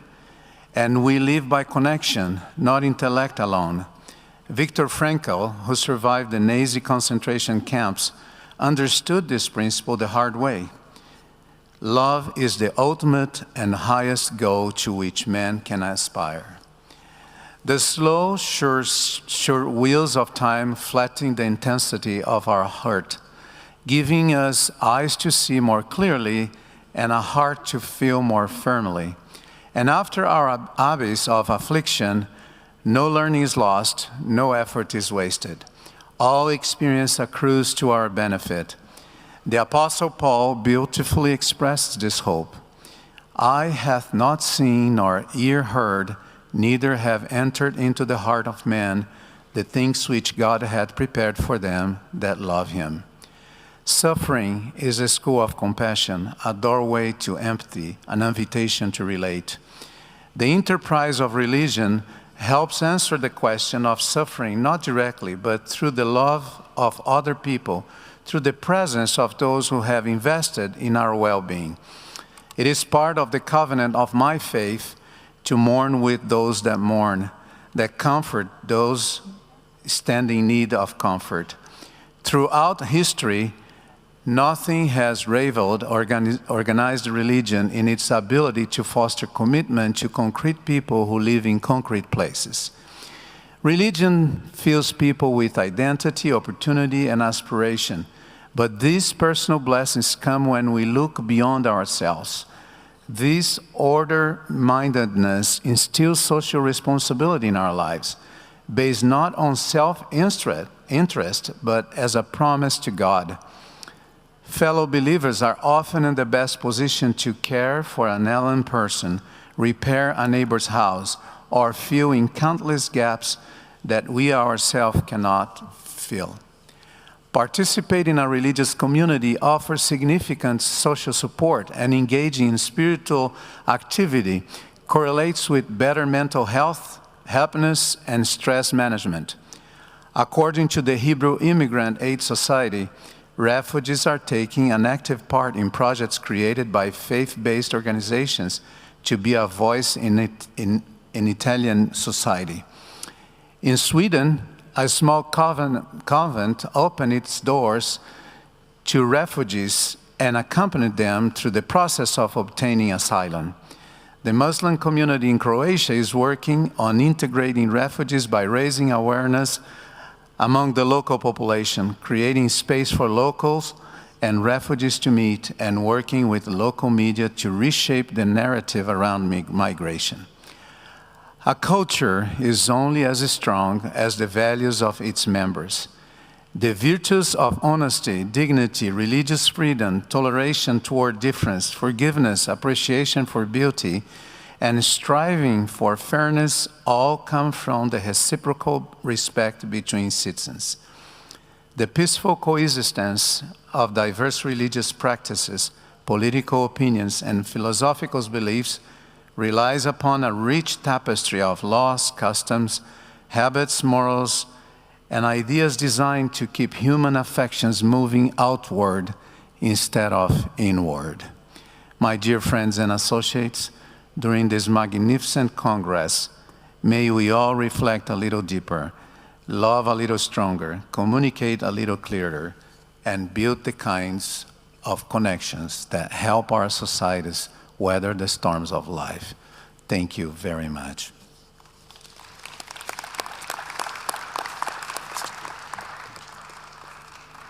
Your Excellency, thank you so much for your meaningful presentation and important ideas which you shared with us. Thank you.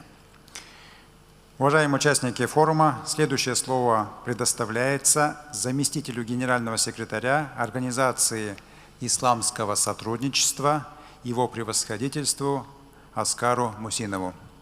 Ваше превосходительство, вам слово. Бисмиллахи рахмани рахим.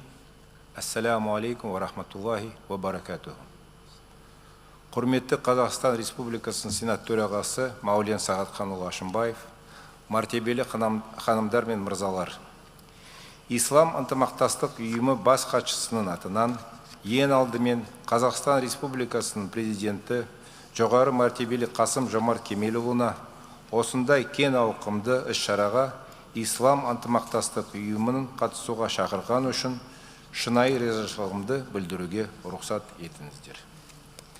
Әлемдік және дәстүрлі діндер көшбасшыларының 7-ші съезі Қазақстан үкіметінің дүниежүзілік діндер, мәдениеттер мен өркениеттер арасындағы диалогты нығайтуға бағытталған бұл қадамы халықаралық күш-жігердің алдыңғы шебіне еніп, ұзақ мерзімді міндеттемесін керемет көрінісі болып отыр.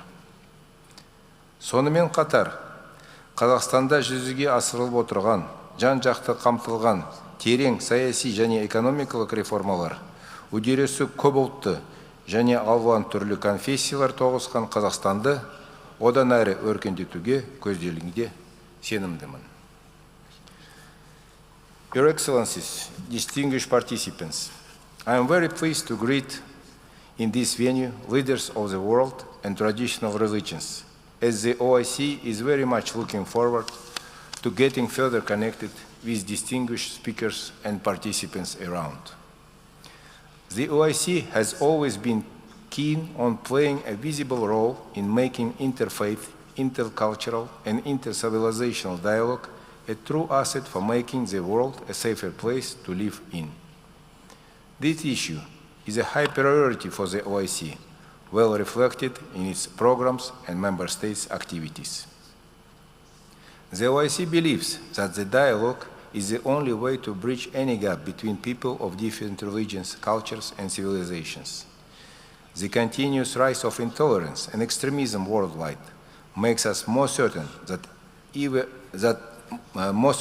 ever that dialogue must play today even bigger role in coping with growing challenges we face. This is very much to say that a wide range of interfaith, intercultural, and intercivilization dialogue needs to be intensified and extended in terms of their frequency, participation level, and actions taken. In this regard, we praise the subject of the 7th Congress, titled as the role of leaders of world and traditional religions in spiritual and social development of humanity in the post-pandemic period, as a very timely one. It offers us a great opportunity to discuss frankly global challenges we all face in the post-COVID-19 world, which was severely damaged by a few years of the pandemic. The OIC is fully in tune with this conference's spirit, which is about urging leaders of the world and traditional religions to play a pivotal role in ensuring spiritual and social development of the humankind. The OIC strongly believes that religious leaders can be successful arbitrators as they are empowered by authority, legitimacy, and support from local communities. More importantly, religious leaders usually have a wide audience among large parts of the population. I would like to let you know in this regard that the OSCE is to host on October 2022 a hybrid seminar entitled as a Connecting Further at the Post-COVID-19 Contemporary World, Enhancing Further Dialogue between the Islamic World and Other Great Civilizations. We are proud that this upcoming event is in line with the subject of this conference, and we are very much looking forward to welcoming you to participate in person or online. To conclude, allow me to thank the Parliament and the Government of the Republic of Kazakhstan and all relevant institutions of Kazakhstan for maintaining the great spirit and policy discussions on the importance of interfaith, intercultural, and intercivilizational dialogue. We wish you all to have a very productive and very meaningful conference. Wassalamu alaikum wa rahmatullahi wa barakatuh.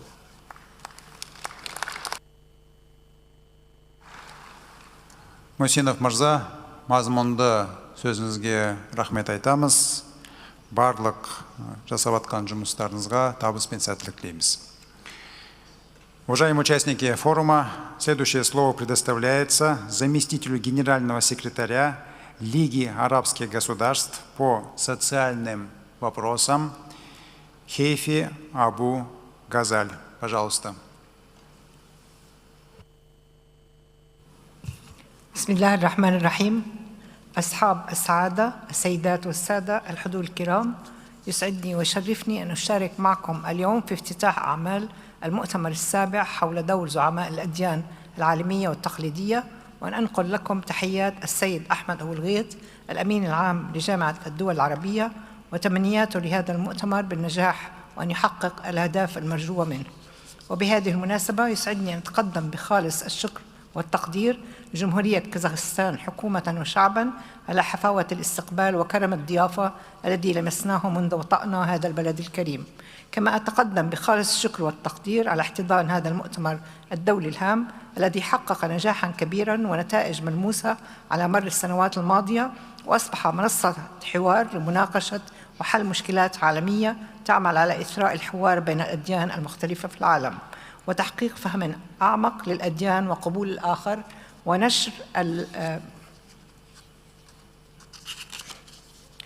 ثقافة التسامح، والذي يؤكد على الدور المحوري الذي تلعبه جمهورية كازاخستان لتعزيز الأمن والسلم العالميين ونشر ثقافة السلام المستدام والتسامح على المستويين الإقليمي والدولي.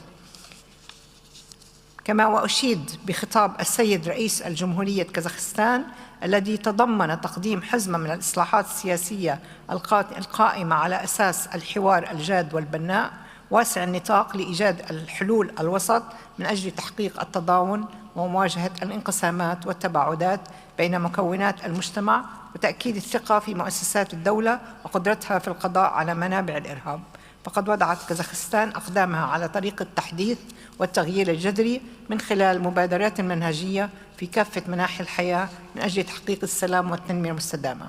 السيدات والسادة الكرام، إن العالم يشهد بناء نظام عالمي جديد متعدد الأقطاب، كما وتشهد العلاقات الدولية في المرحلة الراهنة توتراً متزايداً وتصاعد استخدام الدين في ممارسة الأعمال الإرهابية وانتهاكات حقوق الإنسان. فالعالم يمر بفترة صعبة تسودها خلافات سياسية وعقائدية ومذهبية تدفع بكثير من شعوب العالم إلى الوقوع في آفة التطرف والإرهاب. فقد أضحى العالم يواجه العديد من التحديات التي تتمثل في التناقضات والصراعات ما بين أتباع الأديان المختلفة وسياسة العقوبات التي تنتهكها بعض الدول وارتفاع معدلات الأعمال العدائية والكراهية والإرهاب والتطرف، ناهيك عن خطر ظاهرة إثارة الكراهية ضد الإسلام كدين سماوي أو الخوف من الخطر الإسلامي الذي أصبح يعاني منه جميع العرب والمسلمين حتى اللحظة الراهنة في العديد من الدول من مختلف الأقطار، مخلفة تداعيات عسكرية وسياسية واقتصادية واجتماعية وثقافية جسيمة. الحضور الكرام، كل هذا يفرض لزاما على المجتمع الدولي التدخل بشكل عاجل لإقرار صياغة وتنفيذ سياسات ومواقف عملية وتكثيف الجهود الإقليمية والدولية وجهود مؤسسات الدينية والاجتماعية خاصة ومؤسسات المجتمع المدني لمواجهتها والتصدي لها. وضرورة تعزيز قضايا الاندماج والمواطنة وعدم التمييز القائم على العرق أو الدين بهدف التصدي لآثارها وتداعياتها السلبية. وندعو إلى ضرورة إيلاء الدين مجددا المكانة الذي يستحقها في مجال التربية، حيث أن الفئة المستهدفة للفكر المتطرف هم الشباب، لحمايتهم من مخاطر التطرف أو السقوط في نزوعات العنف. فليس الدين هو ما يجمع بين الإرهابيين، بل يجمعهم الجهل بالدين، وهذه الجماعات تتخذ من الدين ستارا وغطاء لتحقيق مصالحها ومصالح من يستخدمها لهدم دولنا. كل هذا يعزز الدور الرئيسي والفعال لزعماء الأديان والعمل على التوصل لحلول لتلك التحديات وإرساء الأمن العالمي ومنع النزاعات القائمة على الاختلافات الثقافية والدينية. فالتطرف سواء كان دينيا أو غير ذلك مصدر انعدام التعارف المتبادل والجهل بالآخر، ويقتضي العمل سويا للتصدي إليها ومكافحتها لضمان تحقيق الوئام والاستقرار في المجتمعات كأساس لعالم متناغم في المستقبل.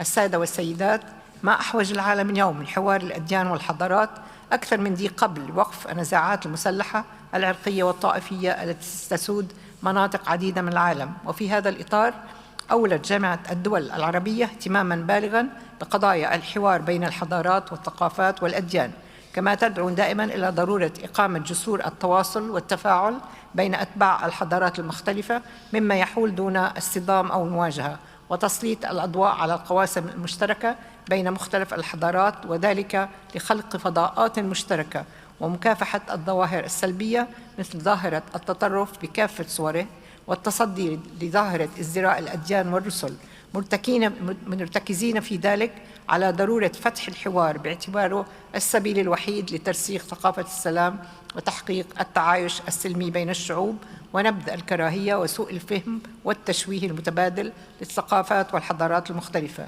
وفي هذا الإطار تلعب جامعة الدول العربية دورا مهما في بلورة مفهوم متوازن للحوار بين الثقافات والتعايش بين الأديان وتحالف الحضارات، مؤكدة في ذلك على ضرورة الالتزام بمبدأ الاحترام المتبادل والعدل والإنصاف ونبذ الكراهية والتعصب والتمييز. وأود في هذا المقام أن أشير إلى قيام جامعة الدول العربية بإبرام مذكرات تفاهم مع العديد من المؤسسات المعنية بالحوار بين الحضارات والثقافات بهدف نشر ثقافة السلام وتعزيز قيم التسامح والعيش المشترك، ومنها مؤسسة الأزهر الشريف ومؤسسة أنالند للحوار بين الثقافات والمجلس العالمي للتسامح والسلام.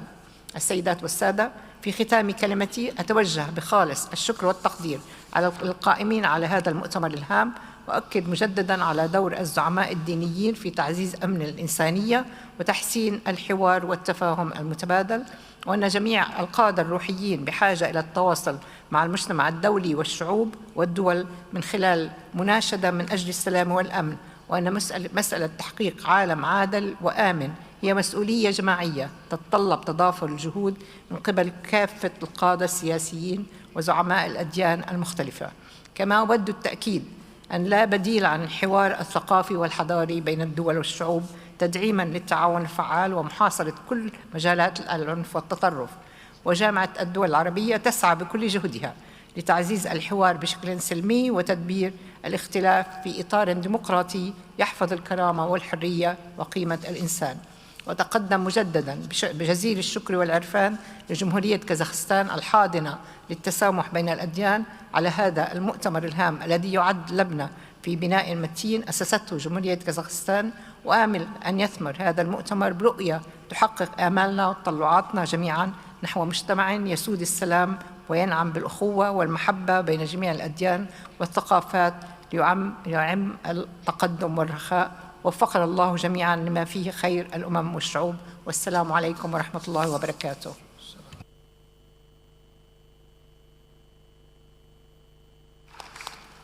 Благодарю вас, уважаемая госпожа Абу Газаль. Мы признательны вам за содержательное выступление и большой вклад в укрепление межэтнического и межрелигиозного диалога. Уважаемые участники и гости форума, следующее слово предоставляется вице-президенту буддийского общества Сока Гаккай, исполнительному директору Сока Гаккай International Хироцугу Терасаки. Пожалуйста. Thank you, Chair. Excellency, ladies and gentlemen, Allow me to open my remarks by expressing my deep gratitude to the Republic of Kazakhstan for the opportunity to address, on behalf of my fellow members of the Soka Gakkai, the 7th Congress of Leaders of World and Traditional Religion, which serves an invaluable forum for interfaith dialogue.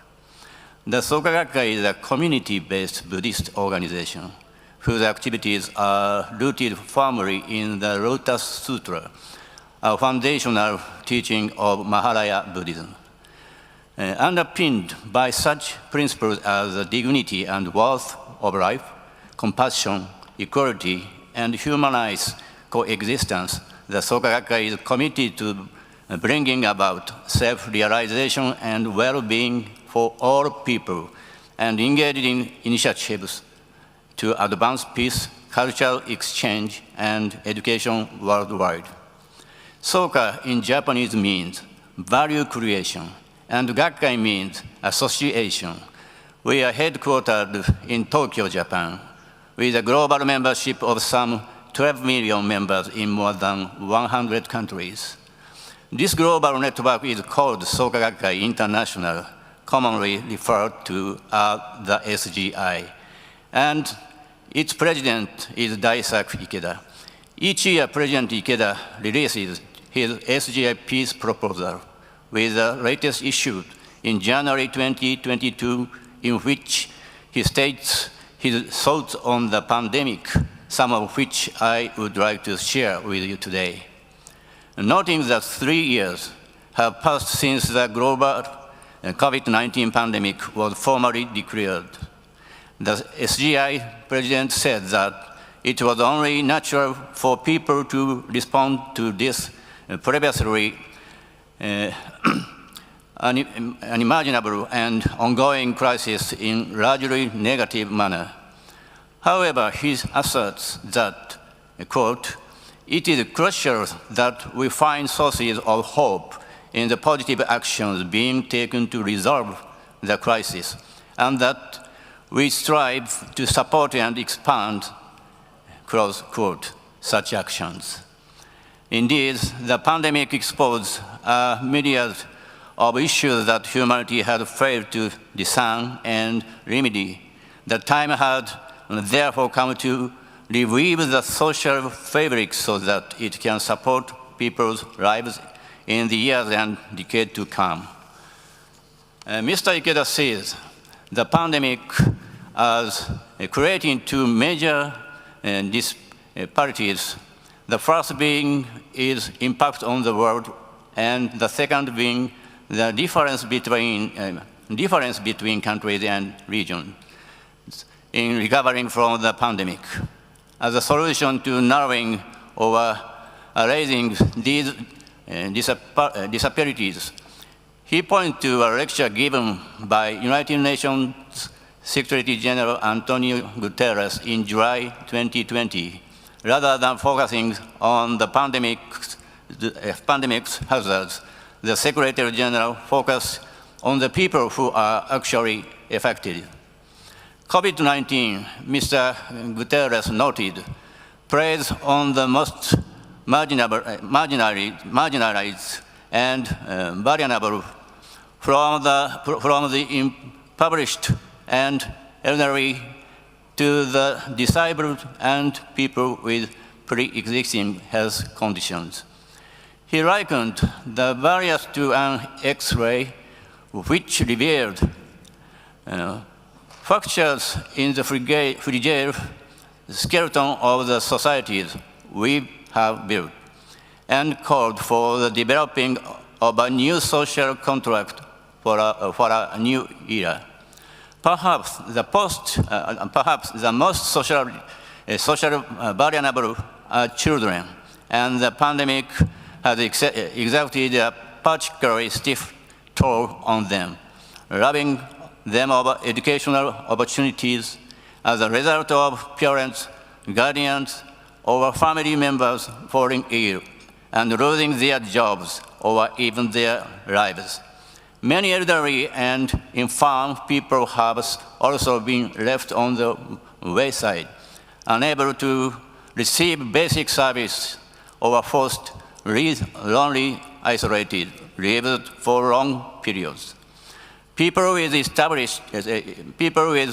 disabilities face similar deprivations, be it difficulties in accessing medical assistance or essential information to cope with COVID. Their lives made even more challenging. In response, Mr. Ikeda urges, quote, "It is crucial to improve conditions for all these vulnerable populations with an attentive focus on each individual. The time has come, as we squarely face these realities, to break free from the classical idea of mutual advantage." Close quote. Mutual advantage, one of mutual advantage is thinking of one's own benefit first. What would be the principal perspective defining such a paradigm shift? He refers to Secretary General Guterres once again, citing this passage from his speech made on World Refugee Day in June 2021. "We here together when we all get the care we need."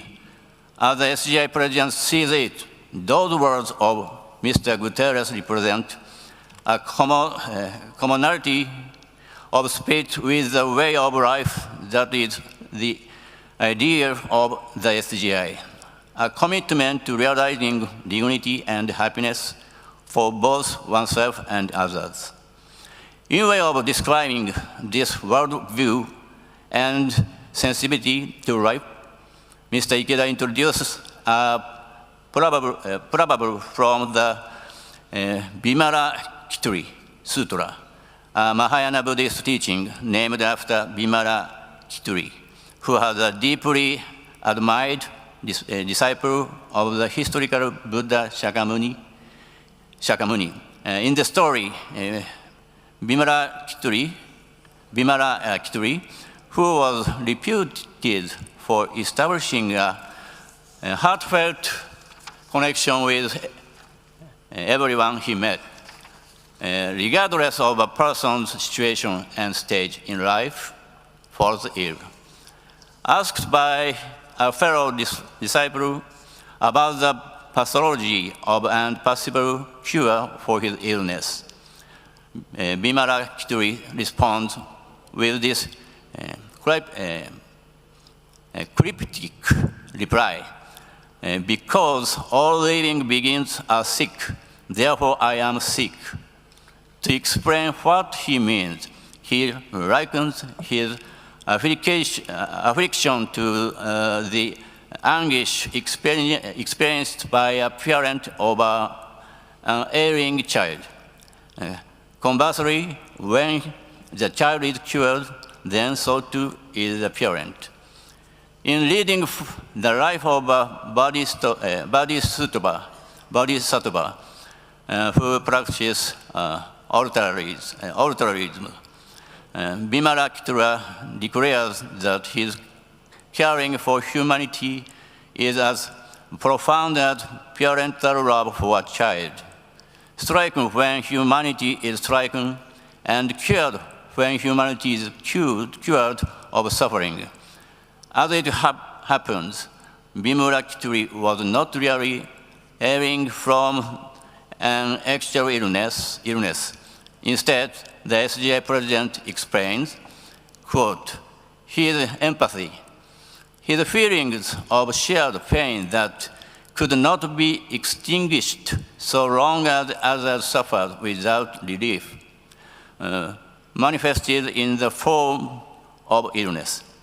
For Vimarakshitri, this sharing of pain with those in distress was not something experienced as a weight or burden, but was evidence that he was continuing to live as his authentic self.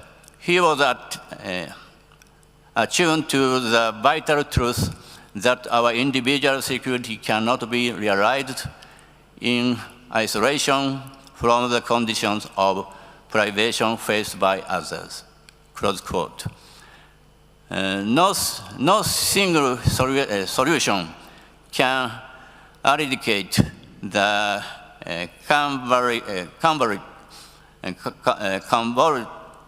convoluted mass of issues we confront. That is why it is now more crucial than ever for each of us to reach out to those in distress and partake in one another's joy in having prevailed over our respective ordeals. The Ruta Sutra is filled with such analogies, illustrating the sense of relief and joy when a person is helped to overcome what has seemed at one time to be a harrowing and intractable plight. As President Ikeda concludes, quote, "We must aim to construct a society in which such feelings, the palpable sense that it is indeed good to be alive, are shared by all," close quote. And these are by a few of the highlights from the SJ President's 2022 peace proposal. The Soka-gakkai aims to forge bonds of solidarity among religions by transcending that which distances and divides us, so that we may together contribute to the spiritual enrichment of humanity and to the betterment of all societies. Thank you so much.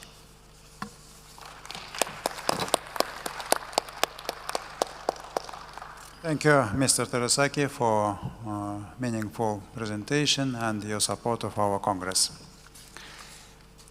Уважаемые участники форума, просим соблюдать всех регламент. Напомню, выступление у нас до 10 минут.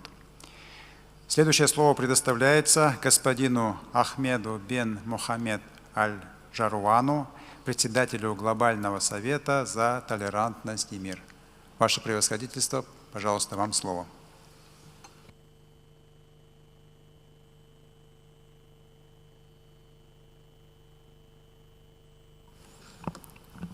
بسم الله الرحمن الرحيم. الحمد لله والصلاة والسلام على رسول الله.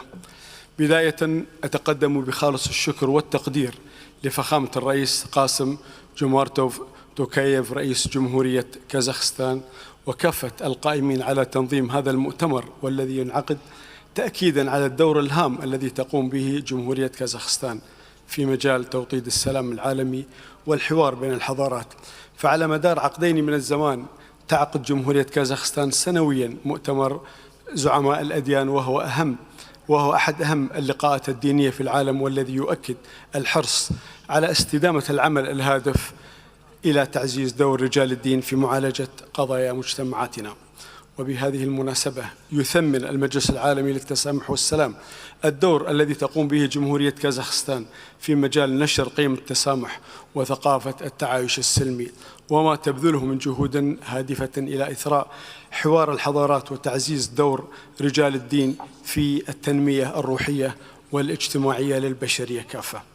وفي الحقيقة أن الدور المناط بالزعماء الدين في تنمية مجتمعاتنا له طبيعته وسماته الخاصة التي تجعله الأكثر تأثيرا في سلوكيات البشر. فإذا كانت تنمية مجتمعاتنا تتحقق من خلال حداثة وتطوير رؤى السياسيين والاقتصاديين وغيرهم من العلماء المتخصصين في مختلف المجالات والتي تعتبر من الأدوار الهامة للتنمية، فإن حداثة وتطور رؤى رجال الدين وتحليلاتهم لقضايا مجتمعاتنا وسبل التعامل مع المستجدات التي تظهر يوميا في حياتنا هي الأخطر والأهم في بلوغ غايات التنمية. الأمر الآخر الذي أعتقد أهميته البالغة هو أن الجائحة أثبتت أن الاعتماد الدولي المتبادل لم يعد اختيارا ولا دربا من دروب الرفاهية، بل أصبح إلزاما وضرورة من ضرورات الحياة. فإغلاق الحدود لدواعي السيطرة على انتشار جائحة كورونا أدى لأزمات اقتصادية لم تتحملها الشعوب، ولذا اتجه بعض الاقتصاديين إلى ضرورة إعادة فتح الحدود مهما كانت النتائج، لأن إغلاقها سيؤدي إلى نتائج اقتصادية واجتماعية كارثية أكثر من الجائحة، وهو ما يؤكد أن فتح الحدود ما بين الدول واندماج المجتمعات أصبح أحد المتطلبات الأساسية لحياتنا. ولكن الاعتماد الدولي المتبادل الذي نعيشه بمفهومه الاقتصادي وندرك أنه سيتضاعف يوما بعد يوم يستتبع تحقق اندماج ثقافي وآثار اجتماعية لا يمكن تجاهلها أو إنكارها بين الشعوب وبين بعضها البعض. وهنا نجد أهمية موقف الدين من الثقافات الأخرى. وخلال الفترة الأخيرة شهدنا الكثير من القضايا الثقافية والدينية التي تطرح في مجتمعات أجنبية، وبدأنا دراستها وتحليلها من جهات نظر دينية في مجتمعاتنا المحلية، وهي أهم القضايا التي أتصور أن موقف زعماء الدين من التعامل معها سيعكس مدى قدرتنا على إدارة حوار الحضارات بالشكل الذي ننشده. فتلك القضايا الخلافية تمثل المأكل والمشرب الذي تتغذى عليها الجماعات المتطرفة في كل الديانات بغية زرع الفتنة والفرقة والعنصرية والطائفية. وبدلا من أن يكون الخطاب الديني هادفا إلى تنمية روح الإنسان والارتقاء بسلوكياته والبناء على القواسم المشتركة بين البشر، اتجهت تلك الجماعات المتطرفة إلى استغلاله كأداة لتسليط الضوء على مواطن الاختلاف ونقاط التباين، مستهدفة حشد المؤيدين بدعوى زائفة للدفاع عن الأديان.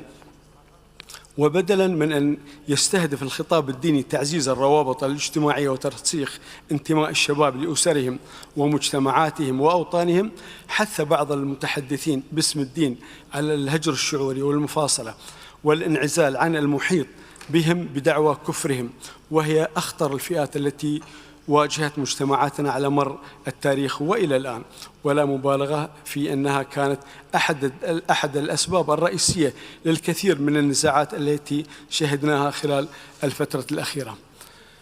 ولذلك أصف آفة التطرف الفكري بالمرض الخبيث الذي يقضي على من يصيبه. فالتنظيمات الإرهابية المتطرفة التي تواجه مجتمعاتنا أشبه بالأمراض الخبيثة التي تصيب جسم الإنسان، فتجعل خلايا الجسم تهاجم الجسم نفسه حتى تقضي عليه، وهو ما تفعله تلك التنظيمات الإرهابية عندما تصيب الشباب فتجعلهم يهاجمون مجتمعاتهم. وللأسف إن خلية الجسم التي تصاب بتلك الأمراض الخبيثة يصعب شفاؤها، ولكن الشفاء من هذه الأمراض هو استعادة مناعة الجسم، وأن يعيد الجسم إنتاج خلايا صالحة تستطيع مواجهة المرض والقضاء عليه. ولو أردت قياس مناعة المجتمعات وقدرتها على مكافحة آفة التطرف فعليك بقياس مدى انتشار قيم التسامح بين أبنائها. ولو أردت تعزيز هذه المناعة وتقويتها في أي مجتمع عليك بذل المزيد من الجهد من أجل نشر قيم التسامح. وخلايا المجتمع الجديدة هم الأطفال والشباب، فكلما أشربتهم قيم التسامح تضمن سلامة مجتمعاتهم وتماسك نسيجها وقدرتها على مكافحة أي شكل من أشكال التطرف. وتلك هي رؤيتنا ورسالتنا في المجلس العالمي للتسامح والسلام لمكافحة آفة التطرف. فنحن نسعى في المجلس العالمي لنشر قيم التسامح والسلام من خلال التعاون مع كافة شركائنا من الدول والمنظمات الدولية ومنظمات المجتمع المدني والبرلمانات الدولية، ونولي اهتماما خاصا بالمؤسسات الدينية والتعليمية والبحثية. ونسعى لأن يكون للتسامح مناهج دراسية في المدارس لتربية أبنائنا على قيمه ومبادئه، وهو ما أطلقنا عليه برنامج زرع السلام. كما أعد المجلس برنامج ماجستير للتسامح والسلام لتوجيه الباحثين نحو دراسة القضايا المؤدية لتراجع قيم التسامح في بعض المجتمعات، واقتراح التوصيات التي تساعد على تعزيز جهود نشر قيم التسامح وفقا للأسس العلمية. وأعتقد أن البعد الديني للتسامح هو أهم أبعاد هذا المفهوم لقوة تأثير الدين في نفوس البشر، ولذا فإنه يمثل أقصر الطرق لنشر قيم التسامح في مجتمعاتنا.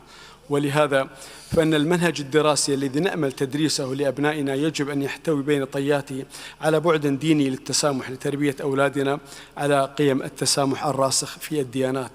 فإن كان هذا المنهج يهدف إلى ربط قيم التسامح بغاية السلام، وهي غاية نفعية، حيث نربي أولادنا على هذه القيم بغية ضمان استدامة السلام في مجتمعاتنا.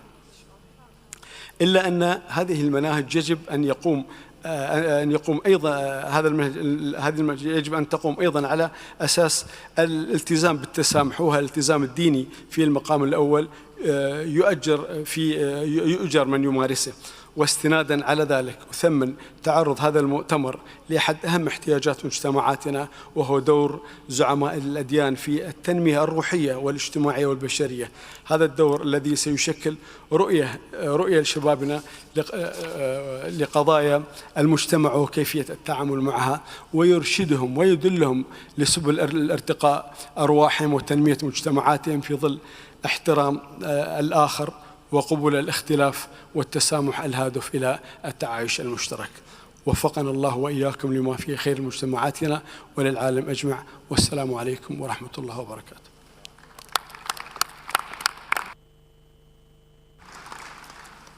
Благодарю вас, уважаемый доктор Аль-Джарван, за интересное выступление. Уверен, что многие участники съезда разделяют и поддерживают ваши идеи.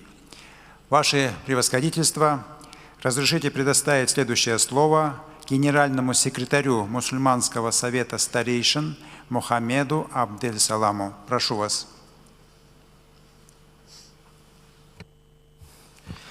بسم الله الرحمن الرحيم. السلام عليكم ورحمة الله.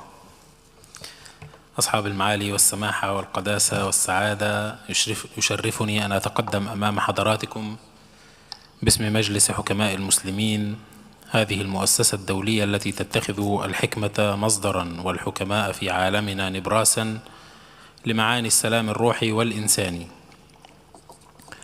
في هذا المؤتمر الذي ينعقد للتفكير جماعيا والحوار حول موضوع بالغ الأهمية يتعلق بدور زعماء الأديان العالمية والتقليدية في التنمية الروحية والاجتماعية في فترة ما بعد الجائحة، شاكرا ومقدرا لأمانة زعماء الأديان العالمية والتقليدية حسن اختيار الموضوع، ولدولة كازاخستان كريم الاستضافة وحسن الوفادة والتنظيم، ولسيادتكم السيد رئيس مجلس الشيوخ كل التقدير على الجهد الكبير والملحوظ في الإعداد والتنظيم.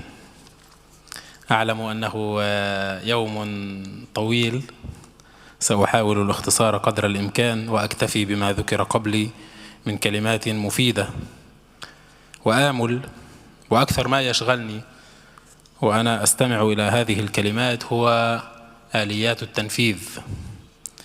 فقد استمعنا إلى خطط وبرامج واستراتيجيات رائعة، ولكن آمل إن شاء الله أن يكون للدعوة التي أطلقها اليوم فضيلة الإمام الأكبر شيخ الأزهر الشريف رئيس مجلس حكماء المسلمين، وأيده فيها قداسة البابا فرانسيس بابا الكنيسة الكاثوليكية، من دعوة رموز الأديان المختلفة لاجتماع خاص لمناقشة هذه التحديات ووضع خطط وحلول عاجلة لإنقاذ البشرية من آثارها. إن شاء الله نأمل أن يكون لهذه الدعوة ما بعدها. لا أرى أنسب لتقدمة كلمتي من عبارة لشخصية عظيمة تركت أثرا واضحا في تاريخ الفكر الإنساني، في التفاتة ثاقبة منها تنم عن وعي تاريخي واجتماعي عابر للأزمنة والتواريخ.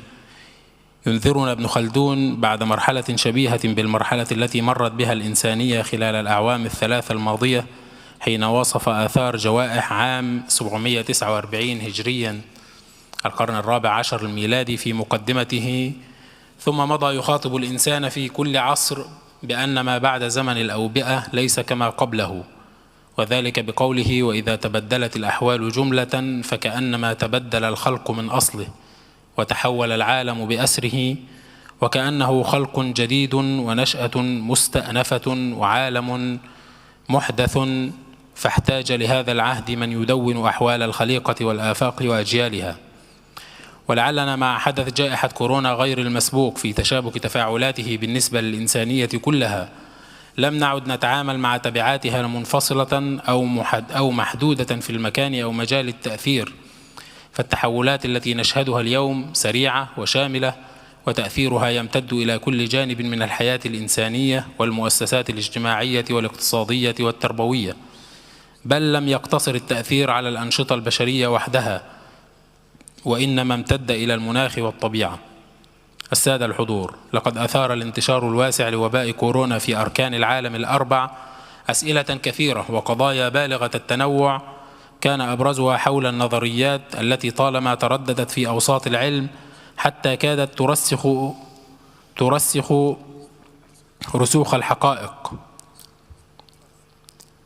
رسوخ الحقائق، فقد دفع عجز تلك الأوساط عن توقع انفجار الوباء حتى قبيل انتشاره إلى مراجعة كثير من الدعاوى العلموية السائدة حول قرب حقبة القضاء النهائي على المرض في تاريخ الإنسان، وأنه لم يعد بينه وبين حل لغز أصل الحياة والموت سوى خطوات قليلة، وغيرها من المقولات المزهوة بتفوق نهائي مطلق أطفأ الوباء كثيرا من وهجه. كما أشار فضيلة الإمام الأكبر شيخ الأزهر اليوم في كلمته، فقد مثلت جائحة كورونا صدمة دفعت العلم الحديث إلى بعض التواضع في دعاوى المقدرة الكاملة على توقع مستقبل المرض والتحكم في مصير الإنسان والكون والحياة، مما يعقبه من بعض التفاؤل بفتح آفاق مصالحة مستقبلية ممكنة بين الرؤية المادية التقنية والرؤية الإنسانية الإيمانية في المجتمع العلمي. غير أن الجائحة التي أصابت البشرية دون تمييز بين البشر على أساس ديني أو هوياتي دفعت إلى نقاش واسع حول علاقة الإيمان بالعلم والسلوك الإنساني كذلك. إن أسئلة الإيمان في علاقته بالعلم والعمل تقترن اليوم بعودة عالمية إلى الدين، كما ذكر البابا فرانسيس والإمام الأكبر في كلمتهما اليوم، استمدادا لقيمه الروحية ولمعانيه الهادية، وهو ما يؤكد أهمية الإيمان ومسؤولية العلم معا، ويطوق العلماء والقيادات الروحية بمسؤولية كبرى في واقعهم بالنظر إلى مكانتهم المعنوية والرمزية، وهي مكانة أكدتها مرحلة كورونا، حيث تبوأ العلماء والقادة الروحيون صدارة المشهد. ولم يكن ذلك مستغربا من أن يطلق الأمين العام للأمم المتحدة في 11 أبريل 2020 نداء خاصا لقادة الأديان للانضمام لجهود العمل على إحلال السلام والتركيز على المعرفة العالمية المشتركة في مواجهة فيروس كورونا المستجد، تأكيدا منه لدورهم هذا. والحقيقة أن العديد من المؤسسات تتجه إلى تعزيز هذا الدور، وآخره ما قامت به منظمة أديان من أجل السلام من تعزيز المجلس الاستشاري للقادة الدينيين لمنظمة اللاجئين للدفع والدعم في إنقاذ هؤلاء الأبرياء. الحضور الكريم، إن من أسوأ آثار الأوبئة عبر تاريخها أنها تعبث بإنسانية الإنسان وتمس بنعمة شعوره بالآخرين واستعداده لمؤازرتهم، وتهدد بقاء روابط التراحم الآدمية بينهم.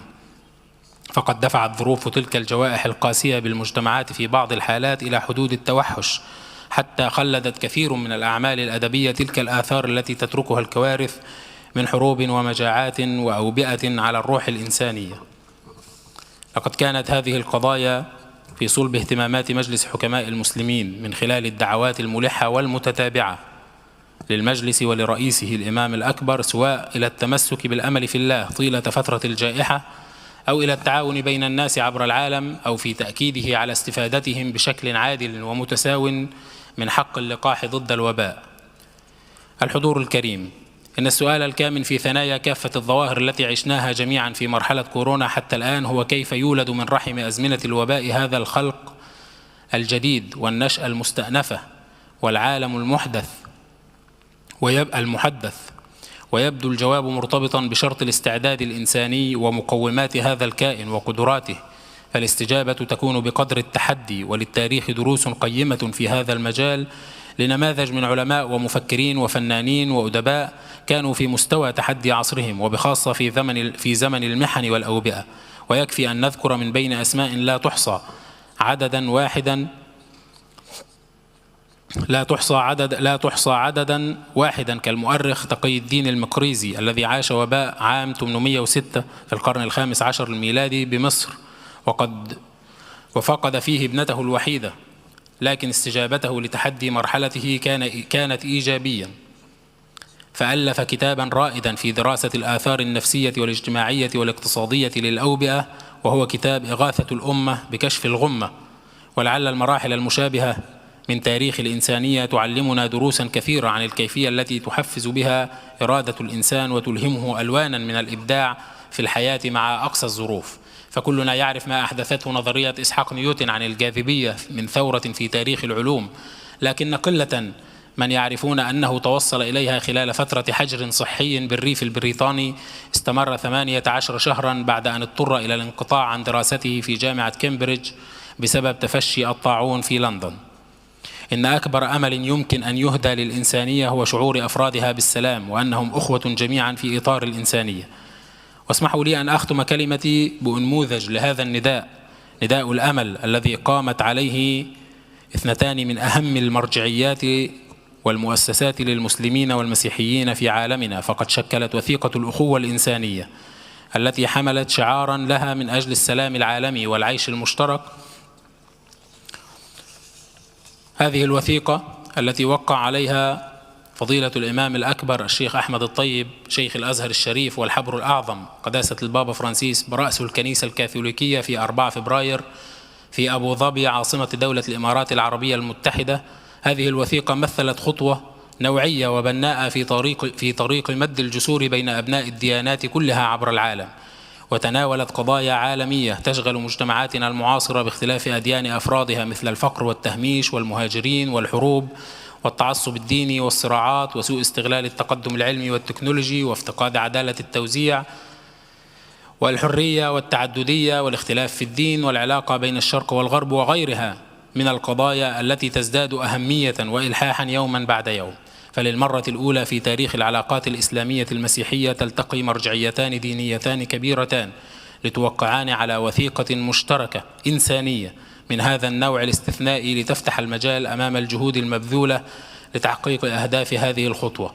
ولقد كان إطلاق بعض المبادرات من رحم هذه الوثيقة مثل اللجنة العليا للأخوة الإنسانية وجائزة زايد العالمية للأخوة الإنسانية وغيرها من المبادرات مثل مبادرة الصلاة من أجل الإنسانية دورا مهما في تعزيز مبادئ الأخوة. كما اعتمدت الجمعية العامة للأمم المتحدة تاريخ توقيع هذه الوثيقة يوما دوليا للأخوة الإنسانية بناء على دعم كبير قدمته الدول الإسلامية وفي مقدمتها جمهورية مصر العربية ودولة الإمارات العربية المتحدة والمملكة العربية السعودية والمملكة المغربية ومملكة البحرين وغيرها من الدول الإسلامية. لقد كان هذا نبراس أمل وأنموذج نرجو أن تتأمله القيادات لتسهم بدورها في زراعة بذور الثقة والأمل في الله وفي الأخوة الإنسانية ليخرج عالمنا من آثار هذه المحنة. شكرا جزيلا لكم والسلام عليكم ورحمة الله.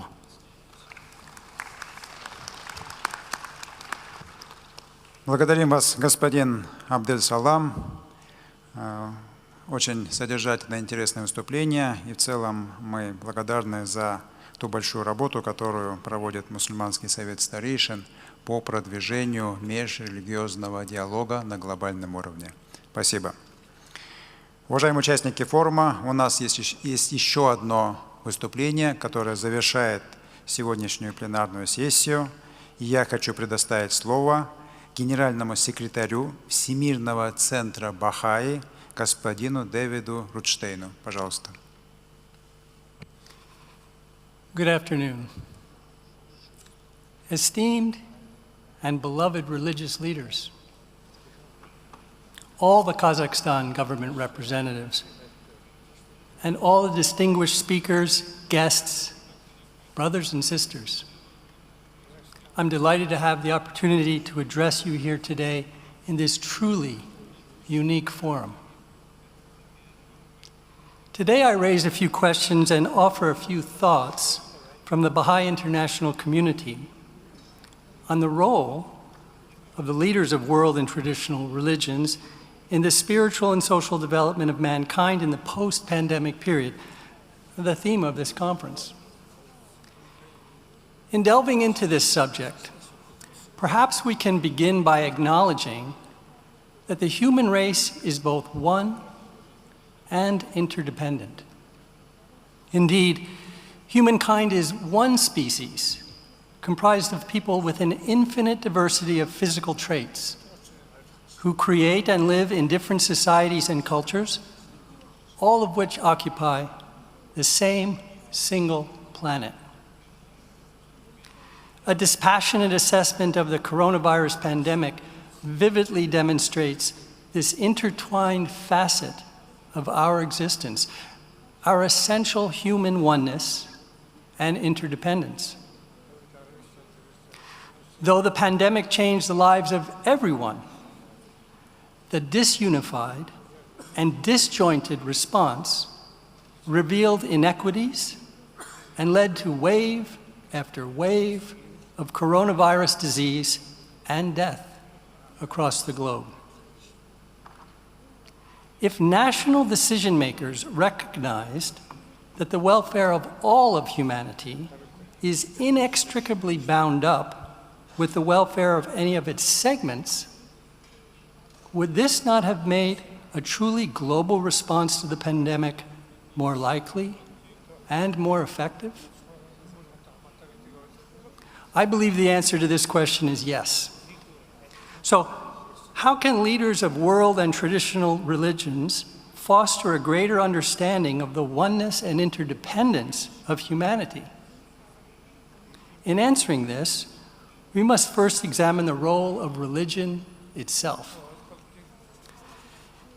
In truth, Baha'u'llah, the prophet founder of the Baha'i faith, states, "Religion is a radiant light and an impregnable stronghold for the protection and welfare of the peoples of the world.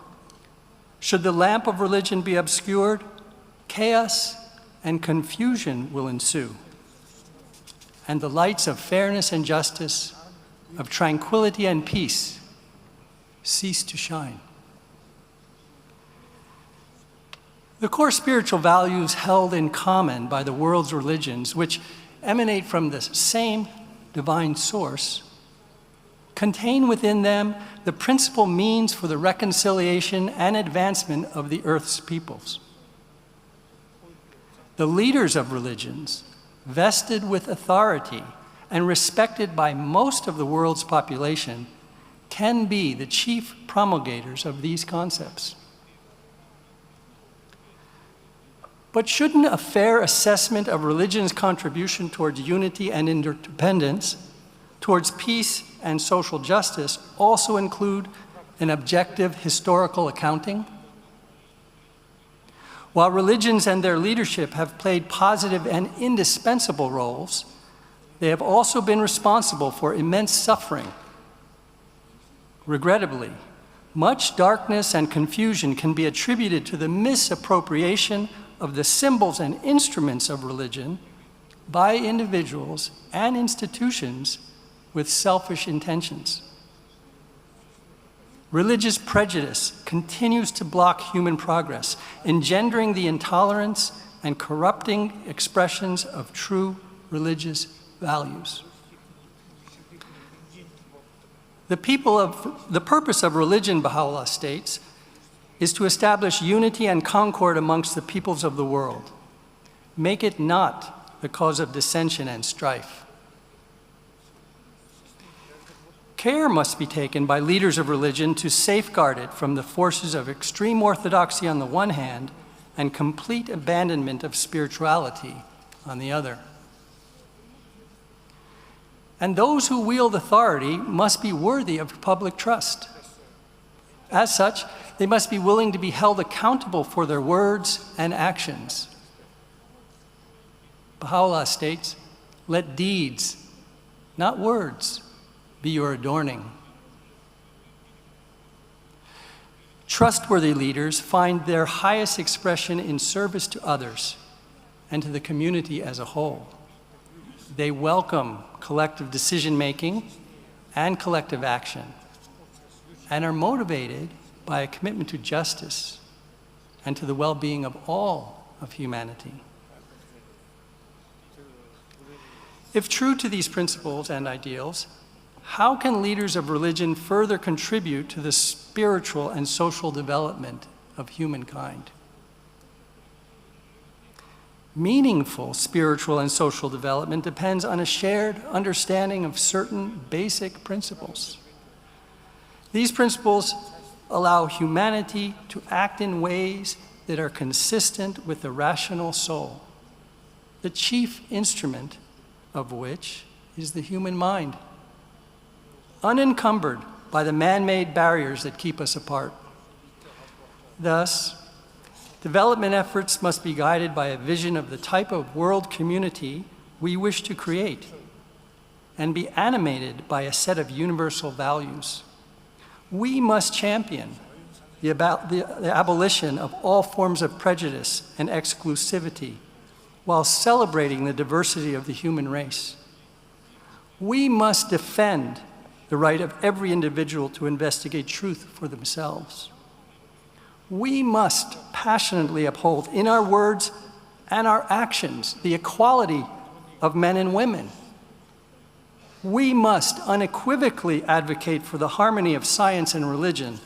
We must recognize that each human being is endowed with latent capacities, and thus everyone must have access to education, especially girls, who are the first teachers of subsequent generations. And we must be bold proponents of both peace and justice. Let us be assured and let us proclaim to the world that the pandemic has further demonstrated humanity's oneness and interdependence. That leaders of religion can and must be shining examples of trustworthiness who are committed to serving everyone. That science and religion are part of the same continuum of truth, and that shared religious principles are the foundation upon which spiritual and social development depend. Baha'u'llah's statement that all people are created to carry forward an ever-advancing civilization implies that everyone has the responsibility to contribute to the peace, prosperity, and unity of the entire human family. Thank you.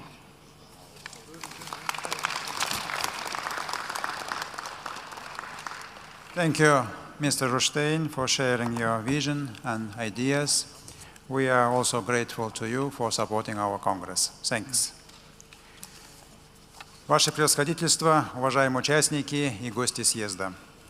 Наша пленарная сессия и первый день работы VII съезда подошли к завершению.